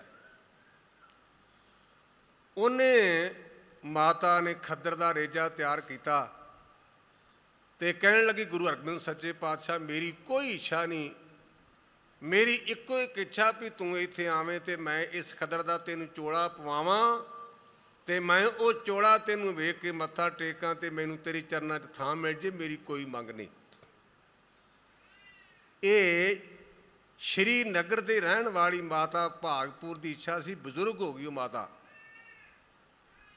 ਉਹਦਾ ਪੁੱਤ ਦਾ ਨਾਮ ਹੈ ਸੇਵਾਦਾਸ ਤੇ ਉਹਦੇ ਸਾਥੀ ਕਹਿਣ ਲੱਗੇ ਸੇਵਾਦਾਸਾ ਤੁਸੀਂ ਸਿੱਖ ਹੋ ਤੇ ਬਾਬੇ ਦੀ ਬਾਣੀ 'ਚ ਲਿਖਿਆ ਹੈ 70 ਕਾ ਮਤਹੀਣ ਅਸੀਆਂ ਕਾ ਵਿਵਹਾਰ ਨਾ ਪਾਵੇ। ਜਿਹਨੂੰ ਭਾਈ ਗੁਰਦਾਸ ਕਹਿੰਦੇ ਆ 72 ਬਰੜਾਵੇ। ਤੇ ਤੇਰੀ ਮਾਂ 17 ਸਾਲਾਂ ਤੋਂ ਉੱਪਰ ਹੋ ਗਈ, ਤੇਰੀ ਮਾਂ ਦਾ ਦਿਮਾਗ ਫਿਰ ਗਿਆ। ਤੁਸੀਂ ਦੱਸੋ ਵੀ ਜਿਸ ਗੁਰੂ ਹਰਗੋਬਿੰਦ ਸੱਚੇ ਪਾਤਸ਼ਾਹ ਨੂੰ ਕੀਮਤੀ ਘੋੜੇ ਚੜ੍ਹਦੇ ਨੇ, ਜਿਹਨੂੰ ਦਿਸ਼ਾਲੇ ਭੇਟ ਕਰਦੇ ਨੇ, ਜਿਹਨੂੰ ਤੋਪਾਂ ਭੇਟ ਹੁੰਦੀਆਂ ਨੇ, ਭਲਾ ਖਦਰ ਤੋੜੇ ਲਈ ਇੱਥੇ ਆ ਜਾਏਗਾ? ਇਹ ਨਹੀਂ ਉਹਨੇ ਆਉਣਾ। ਲੇਕਿਨ ਮਾਤਾ ਕਹਿੰਦੀ ਬਿਲਕੁਲ ਲਾਜ਼ਮੀ ਆਏਗਾ। ਉਹਦੀ ਮਨ ਦੀ ਤੀਬਰ ਇੱਛਾ, ਉਹਦੀ ਭਾਵਨਾ ਨੂੰ ਲੈ ਕਰਕੇ ਗੁਰੂ ਹਰਗੋਬਿੰਦ ਸੱਚੇ ਪਾਤਸ਼ਾਹ ਮਹਾਰਾਜ ਸ਼੍ਰੀਨਗਰ ਗਏ। ਜਿਹੜੀ ਮੈਂ ਗੱਲ ਕਹਿਣ ਲੱਗਾ ਮੈਂ ਸੰਤ ਬਾਬਾ ਕਰਤਾਰ ਸਿੰਘ ਹੋਲਾਂ ਕੋਲ ਪੜ੍ਹੀ। ਗੁਰੂ ਹਰਗੋਬਿੰਦ ਸੱਚੇ ਪਾਤਸ਼ਾਹ ਕਹਿਣ ਲੱਗੇ ਮਾਤਾ ਤੂੰ ਬੜਾ, ਤੇਰੇ ਅੰਦਰ ਤੀਬਰ ਇੱਛਾ ਸੀ, ਕਾਰਨ ਕੋਈ ਸੁਣਾ ਹੱਡ ਬੀਤੀ। ਇੰਨੀ ਦ੍ਰਿੜਤਾ ਤੂੰ ਕਿਉਂ ਧਾਰੀ ਹੈ? ਕਹਿਣ ਲੱਗੀ, ਮਹਾਰਾਜ ਮੇਰੇ ਸਿਦਕ ਨੂੰ ਡਲਾਉਣ ਵਾਸਤੇ ਇੰਦਰ ਵੀ ਆਇਆ ਤੇ ਮੈਂ ਨਹੀਂ ਗਈ, ਬ੍ਰਹਮਾ ਵੀ ਆਇਆ ਤੇ ਮੈਂ ਨਹੀਂ ਗਈ। ਤੇ ਗੁਰੂ ਹਰਗੋਬਿੰਦ ਸੱਚੇ ਪਾਤਸ਼ਾਹ ਹੱਸ ਕੇ ਕਹਿਣ ਲੱਗੇ ਵੀ ਮਾਤਾ ਕਿਉਂ? ਕਹਿੰਦੀ ਜੀ ਮੈਂ ਬਾਣੀ ਦੀ ਵਿਚਾਰ ਕਰਨੇ ਤੇ ਬਾਣੀ 'ਚ ਲਿਖਿਆ ਇੰਦਰਪੁਰੀ ਮੈਂ ਸਰਪਰ ਮਰਨਾ, ਬ੍ਰਹਮਪੁਰੀ ਨੇਚਰ ਨਹੀਂ ਰਹਿਣਾ, ਸ਼ਿਵਪੁਰੀ ਕਾ ਹੋਏਗਾ ਕਾਲਾ, ਤ੍ਰੈ ਗੁਣ ਮਾਇਆ ਬਿਨਸ ਬਤਾਲਾ, ਆਪਰ ਜਾਣਾ ਹੀ ਪਾੜ ਕਰਦੇ ਕਾਲ ਪਾਏ ਬ੍ਰਹਮਾ ਬੱਪ ਧਰਾ। ਇਹ ਰੋਜ਼ਾਨਾ ਪਾੜ ਕਰਦੇ, ਕਾਲ ਪਾਏ ਬ੍ਰਹਮਾ ਬੱਪ ਧਰਾ, ਕਾਲ ਪਾਏ ਸਿਵਜੂ ਅਵਤਰਾ, ਕਾਲ ਪਾਏ ਕਰ ਬਿਸ਼ਨ ਪ੍ਰਕਾਸ਼ਾ, ਸਕਲ ਕਾਲ ਕਾ ਕੀਆ ਤਮਾਸ਼ਾ। ਇਹ ਸਾਰੇ ਦੇ ਸਾਰੇ ਕਾਲ ਦੇ ਅਧੀਨ ਨੇ, ਲੇਕਿਨ ਗੁਰੂ ਗ੍ਰੰਥ ਸੱਚੇ ਪਾਤਸ਼ਾਹ ਕਾਲ ਦੇ ਅਧੀਨ ਨਹੀਂ ਜੇ। ਆਪਾਂ ਪ੍ਰਕਾਸ਼ ਕਿਉਂ ਕਰਦੇ ਹਾਂ? ਬ੍ਰਹਮਾ ਕਾਲ ਦੇ ਅਧੀਨ, ਸ਼ਿਵਜੀ ਕਾਲ ਦੇ ਅਧੀਨ, ਇੰਦਰ ਕਾਲ ਦੇ ਅਧੀਨ, ਤੇ ਆਪਾਂ ਜਿੰਨੇ ਬੈਠੇ ਹਾਂ ਆਪਾਂ ਕਾਲ ਦੇ ਅਧੀਨ ਆ। ਕਿਉਂ? ਕਦੇ ਆਪਾਂ ਵੀ ਨਹੀਂ ਰਹਿਣਾ। ਆਪਾਂ ਜਿੰਨੇ ਬੈਠੇ ਆ ਨਾ ਆਪਾਂ ਵੀ ਰਹਿਣਾ, ਕਿਉਂਕਿ ਬਾਣੀ ਕਹਿੰਦੀ ਦੁਨੀਆ ਨਾ ਸਲਾਹੇ ਜੋ ਮਰ ਵੰਜ ਸੀ, ਲੋਕਾਂ ਨਾ ਸਲਾਹੇ ਜੋ ਮਰ ਖਾਕ ਥੀ, ਵਾਓ ਮੇਰੇ ਸਾਹਿਬਾ ਵਾਓ। ਅਸੀਂ ਗੁਰੂ ਗ੍ਰੰਥ ਸੱਚੇ ਪਾਤਸ਼ਾਹ ਦਾ ਪ੍ਰਕਾਸ਼ ਤਾਂ ਕਰਦੇ ਕਾਲ ਦੇ ਅਧੀਨ ਨਹੀਂ, ਇਹ ਮੌਤ ਦੇ ਅਧੀਨ ਨਹੀਂ। ਆਪਾਂ ਮਰਨਾ ਤੇ ਸਾਡੇ ਪਰਿਵਾਰ ਦੇ ਮੈਂਬਰਾਂ ਨੇ ਕਿਸੇ ਨੇ ਸਹਿਜ ਪਾਠ ਕਰਾਉਣਾ ਹੈ, ਕਿਸੇ ਨੇ ਅਖੰਡ ਪਾਠ ਕਰਾਉਣਾ, ਤੇ ਜਿਨ੍ਹਾਂ ਦੀ ਗੁੰਜਾਇਸ਼ ਨਹੀਂ ਉਹਨਾਂ ਨੇ ਕਹਿਣਾ ਸੁਖਮਨੀ ਸਾਹਿਬ ਨਾਲ ਹੀ ਕੰਮ ਟਾਲ ਦਈਏ। ਸਾਡੇ ਇਹ ਹੋਣਾ ਭੋਗ ਪੈਣ ਲੱਗੇ, ਲੇਕਿਨ ਐਸ ਬਾਪੂ ਦਾ ਭੋਗ ਨਹੀਂ ਪੈਣਾ, ਨਾ ਇਹਦਾ ਸਤਿਕਾਰ ਹੋਣਾ ਤੇ ਨਾ ਇਹਦਾ ਦੁਸਹਿਰਾ ਤੇ ਨਾ ਇਹਦੀ ਬਰਸੀ। ਤੁਹਾਡੇ 'ਚੋਂ ਕੋਈ ਬੰਦਾ ਜਿਹਨੂੰ ਗੁਰੂ ਘਰ ਨਾਲ ਨਫ਼ਰਤ ਹੈ ਉਹ ਕਹੇਗਾ ਵੀ ਗਿਆਨੀ ਜੀ ਹੁਣ ਤੁਹਾਨੂੰ ਸੱਚੀ ਗੱਲ ਕਹਿਣ ਲੱਗ, ਗੁੱਸਾ ਨਾ ਕਰਿਆ ਜੀ, ਜਵਾਬ ਦਿਓ। ਤੇ ਗੁਰਮੁਖਾ ਤੂੰ ਭਾਈ ਸਵਾਲ ਕਰਦੇ, ਗੁੱਸਾ ਕਾਹਦਾ? ਤੁਸੀਂ ਨਾਲੇ ਕਹਿੰਦੇ ਵੀ ਸਾਡੇ ਗੁਰੂ ਗ੍ਰੰਥ ਸੱਚੇ ਪਾਤਸ਼ਾਹ ਦਾ ਭੋਗ ਨਹੀਂ ਪੈਣਾ, ਇਹਦੀ ਬਰਸੀ ਨਹੀਂ, ਤੇ ਜਿਹੜਾ ਇਹ ਭਲਾ ਕਾਂਡ ਹੋਇਆ ਬਾਈਬਲ ਕਰਾਂ, ਤੁਸੀਂ ਉਹਦਾ ਭੜਥੂ ਕਿਉਂ ਪਾਇਆ? ਫਿਰ ਇਹਨਾਂ ਰੌਲਾ ਕਿਉਂ ਪਾਉਂਦੇ ਹੋ? ਇੰਨੇ ਸਾਲ ਹੋ ਗਏ ਨੇ, ਤੁਸੀਂ ਕਹਿੰਦੇ ਵੀ ਜਿੰਨਾ ਚਿਰ ਨਿਆਂ ਨਹੀਂ ਮਿਲਦਾ ਸੀ ਕਿਸੇ ਨੂੰ ਛੱਡਣਾ ਨਹੀਂ, ਮਾਫ ਨਹੀਂ ਕਰਨਾ। ਤੇ ਜੇ ਤੁਹਾਡਾ ਗੁਰੂ ਦਾ ਸੰਸਕਾਰ ਨਹੀਂ ਹੁੰਦਾ, ਇਹਦੀ ਮੌਤ ਨਹੀਂ ਹੁੰਦੀ, ਫਿਰ ਭੜਥੂ ਕਾਹਦਾ? ਇਹ ਤੁਹਾਡਾ ਸ਼ੰਕਾ ਹੈ। ਜਿਹੜੇ ਦੇਹ ਧਾਰੀਆਂ ਦੇ ਚੇਲੇ ਮੈਂ ਜਵਾਬ ਦਿਆਂ, ਉਹਦਾ ਜਵਾਬ ਇਹ ਹੈ, ਜਿਹੜੀ ਚਾਦਰ ਹੈ ਇਹ ਵੀ ਇੱਕ ਕੱਪੜਾ ਹੈ, ਕਮੀਜ਼ ਵੀ ਕੱਪੜਾ ਹੈ, ਜਰਾਬਾਂ ਵੀ ਕੱਪੜਾ ਹੈ, ਪੱਗ ਵੀ ਕੱਪੜਾ ਹੈ। ਅਸੀਂ ਮੇਜ਼ 'ਤੇ ਬੈਠੇ ਹਾਂ, ਕੁਰਸੀ 'ਤੇ, ਕੋਈ ਆਣ ਕੇ ਸਾਡੀਆਂ ਜਰਾਬਾਂ ਲਾਹ ਕੇ ਆ ਕੇ ਬਾਪੂ ਜੀ ਮੈਂ ਤੁਹਾਡੀਆਂ ਜਰਾਬਾਂ ਲਾਹ ਕੇ ਧੋਣੀਆਂ, ਤੇ ਆਪਾਂ ਕਹਿੰਦੇ ਪੁੱਤ ਤੇਰੀ ਮਿਹਰਬਾਨੀ, ਹੈ ਤਾਂ ਕੱਪੜਾ ਹੀ ਨਾ। ਲੇਕਿਨ ਇੱਕ ਬੰਦਾ ਆਣ ਕੇ ਸਾਡੀ ਪੱਗ ਨੂੰ ਹੱਥ ਪਾ ਲੇ, ਸਾਥੋਂ ਉੱਠਿਆ ਨਹੀਂ ਜਾਂਦਾ, ਅਸੀਂ ਕਹਿਣਾ ਪੁੱਤਰੋ ਇਹਨੂੰ ਫੜ ਲਓ ਸੁੱਕਾ ਨਾ ਜਾਏ। ਜਰਾਬਾਂ ਵੀ ਕੱਪੜਾ, ਪੱਗ ਵੀ ਕੱਪੜਾ, ਲੇਕਿਨ ਉੱਥੇ ਗੁੱਸਾ ਕਿਉਂ ਨਹੀਂ?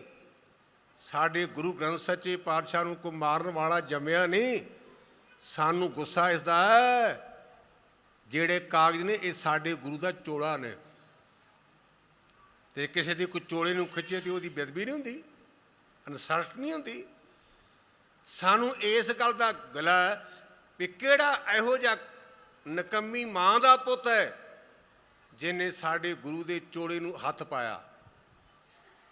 ਸਾਨੂੰ ਚੋਲੇ ਦਾ ਇਤਰਾਜ਼ ਹੈ, ਸਾਡੇ ਗੁਰੂ ਨੂੰ ਮਾਰਨ ਵਾਲਾ ਕੋਈ ਨਹੀਂ, ਕਿਉਂਕਿ ਨਾ ਇਹ ਮਰੇ ਨਾ ਹੋਵੇ ਸੋਗ, ਦੇਂਦਾ ਰਹਿ ਨਾ ਚੂਕ ਕੇ ਭੋਗ, ਗੁਣ ਇਹੋ ਹੋਰ ਨਾ ਹੀ ਕੋਏ, ਨਾ ਕੋਆ ਨਾ ਕੋਏ। ਇਹ ਗੁਰੂ ਗ੍ਰੰਥ ਸੱਚੇ ਪਾਤਸ਼ਾਹ ਉਹ ਹੈ ਜਿਹਨੂੰ ਗੁਰੂ ਨਾਨਕ ਪਾਤਸ਼ਾਹ ਨੇ ਵਿਆਖਿਆ ਵੀ ਸਾਡਾ ਗੁਰੂ ਹੈ। ਆਪਾਂ ਸਾਰੇ ਜਣੇ ਜਾਣਦੇ ਆ ਨਾ, ਤੇ ਪੰਕਤੀਆਂ ਵੀ ਪੜ੍ਹਦੇ ਆ। ਸੂਈ ਮਹੱਲਾ ਪੰਜਵਾ, ਜਿਸ ਕੇ ਸਿਰ ਉੱਪਰ ਤੂੰ ਸੁਆਮੀ ਸੋ ਤੂੰ ਕੈਸਾ ਪਾਵੇ। ਇਹਦੀਆਂ ਅਖੀਰਲੀਆਂ ਪੰਕਤੀਆਂ ਨੇ, ਗਿਆਨ ਧਿਆਨ ਕਿਛ ਕਰਮ ਨਾ ਜਾਣਾ, ਸਾਰ ਨਾ ਜਾਣਾ ਤੇਰੀ, ਸਭ ਤੇ ਵੱਡਾ ਸਤਿਗੁਰੂ ਨਾਨਕ ਜਿਨ ਕਾ ਰਾਖੀ ਮੇਰੀ। ਵੀ ਨਾ ਮੈਂ ਗਿਆਨੀ ਨਾ ਮੈਂ ਧਿਆਨੀ, ਤੇ ਨਾ ਮੈਂ ਮਹਾਰਾਜ ਤੇਰੀ ਕਦਰ ਕੀਤੀ, ਹਾਂ ਮੈਂ ਨਿਕੰਮਾ। ਪਰ ਮੈਨੂੰ ਇੰਨਾ ਕੁ ਪਤਾ ਵੀ ਤੂੰ ਸਾਰਿਆਂ ਤੋਂ ਵੱਡਾ ਹੈ। ਕਿਉਂ? ਕਿਸੇ ਨੇ 3 ਗੁਰੂ ਧਾਰਨ ਕੀਤੇ, ਕਿਸੇ 2 ਗੁਰੂ ਧਾਰਨ ਕੀਤੇ, ਪਰ ਜਿੱਦਣ ਤੇਰਾ ਅਵਤਾਰ ਹੋਇਆ ਤੇਰੀ ਦੇਵਤਿਆਂ ਨੇ ਆਰਤੀ ਕੀਤੀ, ਤੂੰ ਤਾਂ ਵੱਡਾ ਹੈ। ਜਿੱਦਣ ਤੇਰਾ ਅਵਤਾਰ ਹੋਇਆ ਨਾ, ਪ੍ਰਕਾਸ਼ ਹੋਇਆ, ਤੇਰੀ ਉਦਣ ਵੀ ਦੇਵਤਿਆਂ ਨੇ ਆਰਤੀ ਕੀਤੀ। ਜਿੱਦਣ ਤੇਰਾ ਪ੍ਰਕਾਸ਼ ਹੋਇਆ, ਗੁਰੂ ਨਾਨਕ ਪਾਤਸ਼ਾਹ ਜਿਹੜੀ ਦੌਲਤਾਂ ਦਾਈ ਸੀ ਨਾ, ਦੌਲਤਾਂ ਦਾਈ 1 ਵਜੇ ਗੁਰੂ ਪਾਤਸ਼ਾਹ ਦਾ ਪ੍ਰਕਾਸ਼ ਹੋਇਆ ਤੇ ਬਾਬਾ ਕਲਿਆਣ ਰਾਏ ਬਾਹਰ ਵਿਹੜੇ ਵਿੱਚ ਡੀਕ ਰਿਹਾ ਤੇ ਉਹਨੇ ਆਣ ਕੇ ਆਖਿਆ, ਮਹਿਤਾ ਵਧਾਈ ਹੋਵੇ ਵਧਾਈ। ਤੇ ਬਾਬਾ ਕਲਿਆਣ ਰਾਏ ਕਹਿਣ ਲੱਗਾ, ਦੌਲਤਾਂ ਸੁੱਕੀਆਂ ਵਧਾਈਆਂ ਨਹੀਂ, ਆ ਮੈਂ ਤੈਨੂੰ ਕੁਝ ਨਾ ਕੁਝ ਦਿਆਂ। ਕਿਉਂਕਿ ਗੁਰੂ ਨਾਨਕ ਪਾਤਸ਼ਾਹ ਬੇਬੇ ਨਾਨਕੀ ਤੋਂ 5 ਸਾਲ ਛੋਟੇ ਸਨ ਦੁਨਿਆਵੀ ਨਿਯਮ ਕਰਕੇ। ਬੇਬੇ ਨਾਨਕੀ ਦਾ ਜਨਮ ਆਪਣਾ ਖਾਲੜੇ ਦੇ ਅੱਗੇ ਹਡਿਆਰਾ ਹੈ, ਹਡਿਆਰੇ ਦੇ ਲਾਗੇ ਪਿੰਡ ਹੈ ਚਾਲ। ਗੁਰੂ ਨਾਨਕ ਪਾਤਸ਼ਾਹ ਦੇ ਨਾਨਕ ਉਸ ਪਿੰਡ ਵਿੱਚ ਸਨ। ਖਾਲੜੇ ਦੇ ਬਹੁਤ ਲਾਗੇ ਨੇ ਚਾਲ ਪਿੰਡ, ਜਿੱਥੇ ਬੇਬੇ ਨਾਨਕੀ ਦਾ ਜਨਮ ਹੋਇਆ। ਜਦੋਂ ਕਹਿਣ ਲੱਗੇ ਨਾ ਦੌਲਤਾਂ ਲਾਗੇ ਆ, ਤੇ ਦੌਲਤਾਂ ਦਾਈ ਕਹਿਣ ਲੱਗੀ, ਮਹਿਤਾ ਰਹਿਣ ਦੇ, ਤੇਰੇ ਪੁੱਤ ਦੇ ਦਰਸ਼ਨ ਕਰਕੇ ਮੇਰੀਆਂ ਭੁੱਖਾਂ ਲਹਿ ਗਈਆਂ। ਇੱਥੇ ਮੈਂ ਬੇਨਤੀ ਕਰਾਂ ਆਪਣੇ ਭਾਈਚਾਰੇ ਨੂੰ, ਬੀਬੀ ਦੌਲਤਾਂ ਨੇ ਗੁਰੂ ਕੇ ਦਰਸ਼ਨ ਕੀਤੇ ਤੇ ਉਹਨੂੰ ਸੰਤੋਖ ਆ ਗਿਆ। ਤੇ ਗੁਰੂ ਨਾਨਕ ਪਾਤਸ਼ਾਹ ਤੇ ਤੇਰੀ ਕਥਾ ਤੇ ਕੀਰਤਨ ਕਰਦੇ, ਕਿ ਸਾਨੂੰ ਵੀ ਸੰਤੋਖ ਦੇ ਦੇ, ਸਾਨੂੰ ਵੀ ਸਬਰ ਆ ਜਾਏ। ਕਹਿਣ ਲੱਗੀ, ਮਹਿਤਾ ਮੇਰੇ ਕੋਲ ਜਿੰਨੇ ਵੀ ਬੱਚਿਆਂ ਦਾ ਜਨਮ ਹੋਇਆ ਸਾਰੇ ਰੋਂਦੇ ਹੀ ਆਏ। ਇਹ ਤੇਰਾ ਪਹਿਲਾ ਬੱਚਾ ਹੈ ਜਿਹੜਾ ਹੱਸਦਾ ਆਇਆ। ਤੇ ਤੂੰ ਦੇਣ ਤੇ ਲੈਣ ਦੀ ਗੱਲ ਕੀਤੀ ਹੈ, ਮੇਰੀ ਨਿਗਾਹ ਕੰਮ ਨਹੀਂ ਸੀ ਕਰਦੀ। ਜਿਹੜਾ ਆਪਾਂ ਕਹਿੰਦੇ ਨਾ ਆ ਕਾਲਾ, ਜਿਹੜਾ ਨਿਗਾਹ ਵਾਸਤੇ ਆਪਾਂ ਕਹਿੰਦੇ ਆ ਮੋਤੀਆ ਉਤਰਾਉਂਦਾ, ਕਾਲਾ ਮੋਤੀਆ ਚਿੱਟਾ ਮੋਤੀਆ, ਉਹਦੀ ਨਿਗਾਹ ਘੱਟ ਸੀ। ਗੁਰੂ ਨਾਨਕ ਪਾਤਸ਼ਾਹ ਧਾਰ ਕੀਤੇ ਤੇ ਬੀਬੀ ਦੌਲਤਾਂ ਦੀ ਨਿਗਾਹ ਪੂਰੀ ਹੋ ਗਈ। ਗਿਆਨੀ ਜੀ ਕੁਫਰ ਤੋਲਦੇ, ਝੂਠ ਬੋਲਦੇ, ਕਿਵੇਂ ਹੋ ਸਕਦਾ ਹੈ? ਮੇਰੀ ਕੀ ਤਾਕਤ ਹੈ ਬੋਲਾਂ? ਗੁਰਬਾਣੀ ਕਹਿੰਦੀ ਨੇਤਰ ਪ੍ਰਗਾਸ ਕੀਆ ਗੁਰਦੇਵ। ਜਿਹੜਾ ਗੁਰਦੇਵ ਹੈ ਨਾ, ਇਹ ਨੇਤਰਾਂ ਵਿੱਚ ਚੰਨ ਦੇ ਦਿੰਦਾ ਹੈ। ਤੇ ਚੰਨ ਦੀ ਲੈਣਾ ਕਿੱਥੋਂ ਪਵੇਗਾ? ਜਿੱਥੋਂ ਆਰੰਭ ਕੀਤਾ ਸੀ ਗੁਰਬਾਣੀ, ਇਸ ਜਗ ਮੈਂ ਚਾਨਣ ਕਰਮ ਵਸੇ ਮਨ ਆਏ। ਗੁਰੂ ਗ੍ਰੰਥ ਸੱਚੇ ਪਾਤਸ਼ਾਹ ਦੀ ਬਾਣੀ ਤੋਂ ਪਹਿਲਾਂ ਵੇਦ ਸਨ, ਕਿਤਾਬਾਂ ਸਨ, ਕੁਰਾਨ ਸੀ, ਪੁਰਾਣ ਸੀ। ਪਰ ਮੈਂ ਨਾਲ ਬੇਨਤੀ ਕੀਤੀ ਹੈ, ਜਿਵੇਂ ਬਿਜਲੀ ਦੇ ਚੰਨ ਤੋਂ ਪਹਿਲਾਂ ਮਿੱਟੀ ਦੇ ਤੇਲ ਦੇ ਦੀਵੇ ਸਨ, ਸਰੋਂ ਦੇ ਤੇਲ ਦੇ ਦੀਵੇ ਸਨ, ਪਰ ਅੱਜ ਆਪਾਂ ਮਿੱਟੀ ਤੇ ਸਰੋਂ ਦੇ ਤੇਲ ਦੇ ਦੀਵੇ ਜਗਾਉਣੀ ਚਾਹੁੰਦੇ, ਅੱਜ ਬੜਨ ਨੱਪਿਆ ਤੇ ਬਿਜਲੀ ਚਮਕਣ ਲੱਗ ਪਈ। ਇਸ ਪ੍ਰਕਾਰ ਜਿਵੇਂ ਉਹਨਾਂ ਦੀਵਿਆਂ 'ਚ ਕਾਲਖ ਸੀ ਨਾ, ਉਹਨਾਂ ਦੀ ਵੰਡ ਸੀ ਵੀ ਇਹ ਇਕੱਲੇ ਹਿੰਦੂਆਂ ਵਾਸਤੇ ਹੈ, ਇਕੱਲੇ ਮੁਸਲਮਾਨਾਂ ਵਾਸਤੇ ਹੈ। ਲੇਕਿਨ ਬਾਬੇ ਦੀ ਬਾਣੀ 'ਚ ਕਾਲਖ ਹੈ ਨਹੀਂ। ਇਹ ਕਹਿੰਦੇ ਇਹਨੂੰ ਕੋਈ ਵੀ ਪੜ੍ਹ ਲੇ ਸਾਰਿਆਂ ਦੀ ਕਲਿਆਣ ਕਰੇਗੀ, ਇਹ ਸਾਰਿਆਂ ਦੀ ਕਲਿਆਣ ਕਰੇਗੀ। ਲੇਕਿਨ ਗੁਰਮੁਖੋ, ਜਿਵੇਂ ਬਿਜਲੀ ਦਾ ਚੰਨ ਆਪਾਂ ਲਵਾਉਣੇ ਆਪਣੇ ਘਰਾਂ 'ਚ, ਇਹਦੇ ਵਾਸਤੇ ਆਪਾਂ ਨੂੰ ਮਿਹਨਤ ਕਰਨੀ ਚਾਹੀਦੀ ਹੈ। ਇਵੇਂ ਨਹੀਂ ਵੀ ਸਾਡੇ ਘਰ ਬਲਬ ਜਾਗੇਗਾ, ਸਾਨੂੰ ਕੁਝ ਨਾ ਕੁਝ ਕਰਨਾ ਪਏਗਾ। ਜਿਹੜੇ ਸਾਡੇ 4 ਤਖਤ ਨੇ, ਇਹ ਵੱਡੇ ਵੱਡੇ ਜਿਹੜੇ ਸਾਡੇ ਉਹ ਸਟੇਸ਼ਨ ਹਨ, ਜਿਹੜੇ ਥੰਬਲੇ ਨੇ, ਇਹ ਸਾਡਾ ਨਿਸ਼ਚਾ ਹੈ। ਜਿਹੜਾ ਵਿਰਾਗ ਧਾਰਨ ਕਰਨਾ, ਇਹ ਤਾਰਾਂ ਨੇ। ਜਿਹੜਾ ਗੁਰੂ ਕਾ ਅੰਮ੍ਰਿਤ ਛਕਣਾ, ਇਹ ਮੀਟਰ ਲਵਾਉਣਾ ਹੈ। 2 ਤਾਰਾਂ ਹੁੰਦੀਆਂ, ਇੱਕ ਨੈਗੇਟਿਵ ਤੇ ਪੋਜ਼ਿਟਿਵ। ਬੁਰਾਈਆਂ ਨੂੰ ਤਿਆਗਣਾ, ਇਹ ਨੈਗੇਟਿਵ ਤਾਰ ਹੈ। ਚੰਗਿਆਈਆਂ ਨੂੰ ਪਾਉਣਾ, ਇਹ ਪੋਜ਼ਿਟਿਵ ਤਾਰ ਹੈ। ਫਿਰ ਜਦੋਂ ਆਪਾਂ ਸਵਿੱਚ ਨੂੰ ਨੀਵਾਂ ਕਰਦੇ, ਬਲਬ ਤਾਂ ਜਗਦਾ, ਜੇ ਤਾਂ ਕਰੀਏ ਤੇ ਬੁੱਝ ਜਾਂਦਾ ਹੈ। ਇਸੇ ਤਰ੍ਹਾਂ ਗੁਰਮੁਖੋ, ਇਹ ਗੁਰਬਾਣੀ ਦਾ ਚੰਨ ਕਦੋਂ ਹੋਵੇਗਾ? ਸਿੱਖਾਂ ਦਾ ਮਨ ਨੀਵਾਂ, ਮੱਤ ਉੱਚੀ, ਮੱਤ ਪਤ ਕਾ ਰਾਖਾ ਆਪ ਵਾਹਿਗੁਰੂ। ਜਿਵੇਂ ਆਪਾਂ ਸਵਿੱਚ ਥੱਲੇ ਕਰਦੇ ਹਾਂ ਤੇ ਬਲਬ ਜਗਦਾ ਨਾ, ਇਸੇ ਤਰ੍ਹਾਂ ਮਨ ਨੀਵਾਂ ਕਰਾਂਗੇ, ਗੁਰੂ ਕੀ ਬਾਣੀ ਦਾ ਪ੍ਰਕਾਸ਼ ਹੋਵੇਗਾ, ਵਰਨਾ ਗੱਲ ਨਹੀਂ ਜੇ ਬਣਨੀ।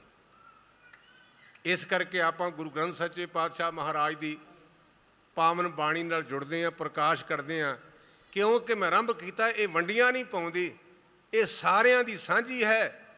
ਗੁਰੂ ਪੰਚਮ ਪਾਤਸ਼ਾਹ ਦਾ ਇੱਕ ਸ਼ਬਦ ਆਉਂਦਾ, ਗੋਬਿੰਦ ਗੋਬਿੰਦ ਗੋਬਿੰਦ ਸੰਗ ਨਾਮ ਦਿਓ ਮਨ ਲੀਣਾ।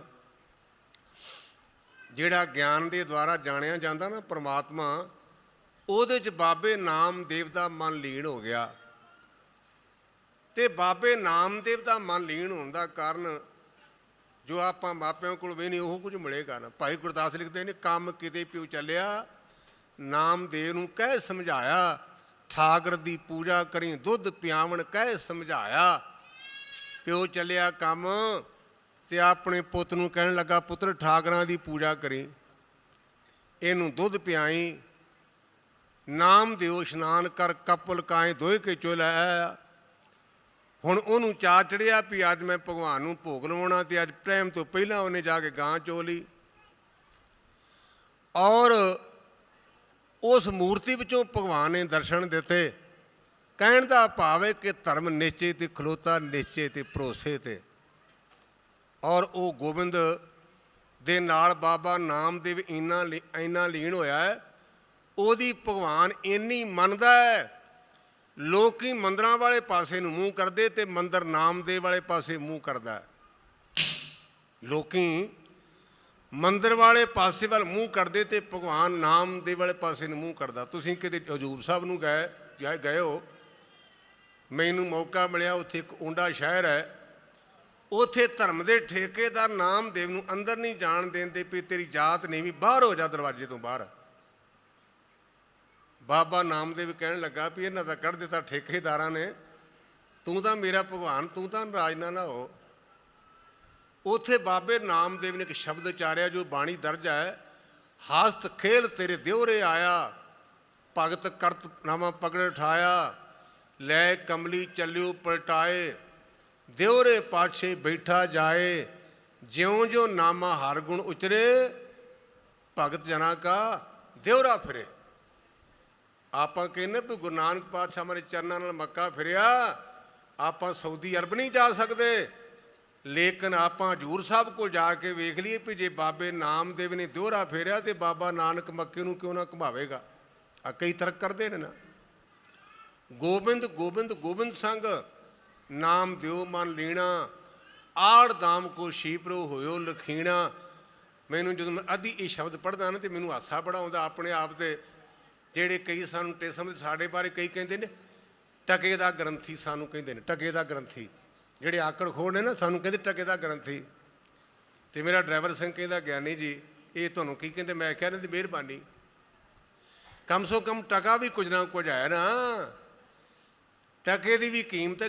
ਜੇ ਟਕੇ ਦੇ ਬੰਦੇ ਨੇ ਕਹਿੰਦੇ ਆਪਾਂ ਕਿਹੜੀ ਲੱਤ ਭੰਨ ਦਿਆਂਗੇ, ਕਿਉਂਕਿ ਬੰਦਾ ਤਾਂ ਹੈ ਕੱਖ ਨਹੀਂ। ਬਾਣੀ ਕਹਿੰਦੀ ਹੈ, ਨਰੂ ਮਰੇ ਨਰ ਕਾਮ ਨਾ ਆਵੇ, ਪਸ਼ੂ ਮਰੇ ਦਸ ਕਾਜ ਸਵਾਰੇ, ਆਪਣੇ ਕਰਮ ਕੀ ਗਤ ਮੈਂ ਕਿਆ ਜਾਨੋ। ਬਾਬਾ ਰੇ ਪਸ਼ੂ ਮਰ ਜੇ ਉਹਦੀਆਂ ਹੱਡੀਆਂ ਵੀ ਕੰਮ, ਉਹਦਾ ਚਮੜਾ ਵੀ ਕੰਮ, ਸਾਡਾ ਤਾਂ ਇਹ ਵੀ ਕੰਮ ਨਹੀਂ ਹੋਣਾ। ਪਰ ਫਿਰ ਵੀ ਲੋਕਾਂ ਨੇ ਸਾਨੂੰ ਟਕੇ ਦਾ ਗ੍ਰੰਥੀ ਆਖਿਆ, ਉਹਨਾਂ ਦੀ ਮਿਹਰਬਾਨੀ। ਟਕਾ ਤਾਂ ਬੜਾ ਮਹਾਨ ਹੈ। ਟਕੇ ਦੇ ਨਾਲ ਭਾਈ ਮਰਦਾਨੇ ਨੇ ਸੱਚ ਝੂਠ ਦਾ ਸੌਦਾ ਖਰੀਦਿਆ ਸੀ ਸਿਆਲਕੋਟ। ਲੰਮੀ ਕਥਾ ਹੈ, ਵਿੱਚ ਮਟੂ ਦੀ ਪੁਆਇੰਟ ਗੱਲ ਕਹੀ ਹੈ। ਨਾਮ ਦਿਓ ਆੜ ਦਾਮ ਕੋ ਸ਼ੀਪਰ ਹੋਇਓ ਲਖੀਣਾ, ਬੁਨਨਾ ਤਣਨਾ ਤਿਆਗ ਕੇ ਪ੍ਰੀਤ ਚਰਨ ਕਬੀਰਾ, ਨੀਜ ਕੁਲਾ ਜਲਾਰਾ ਪਇਓ ਗੁਨੀ ਗੀਰਾ।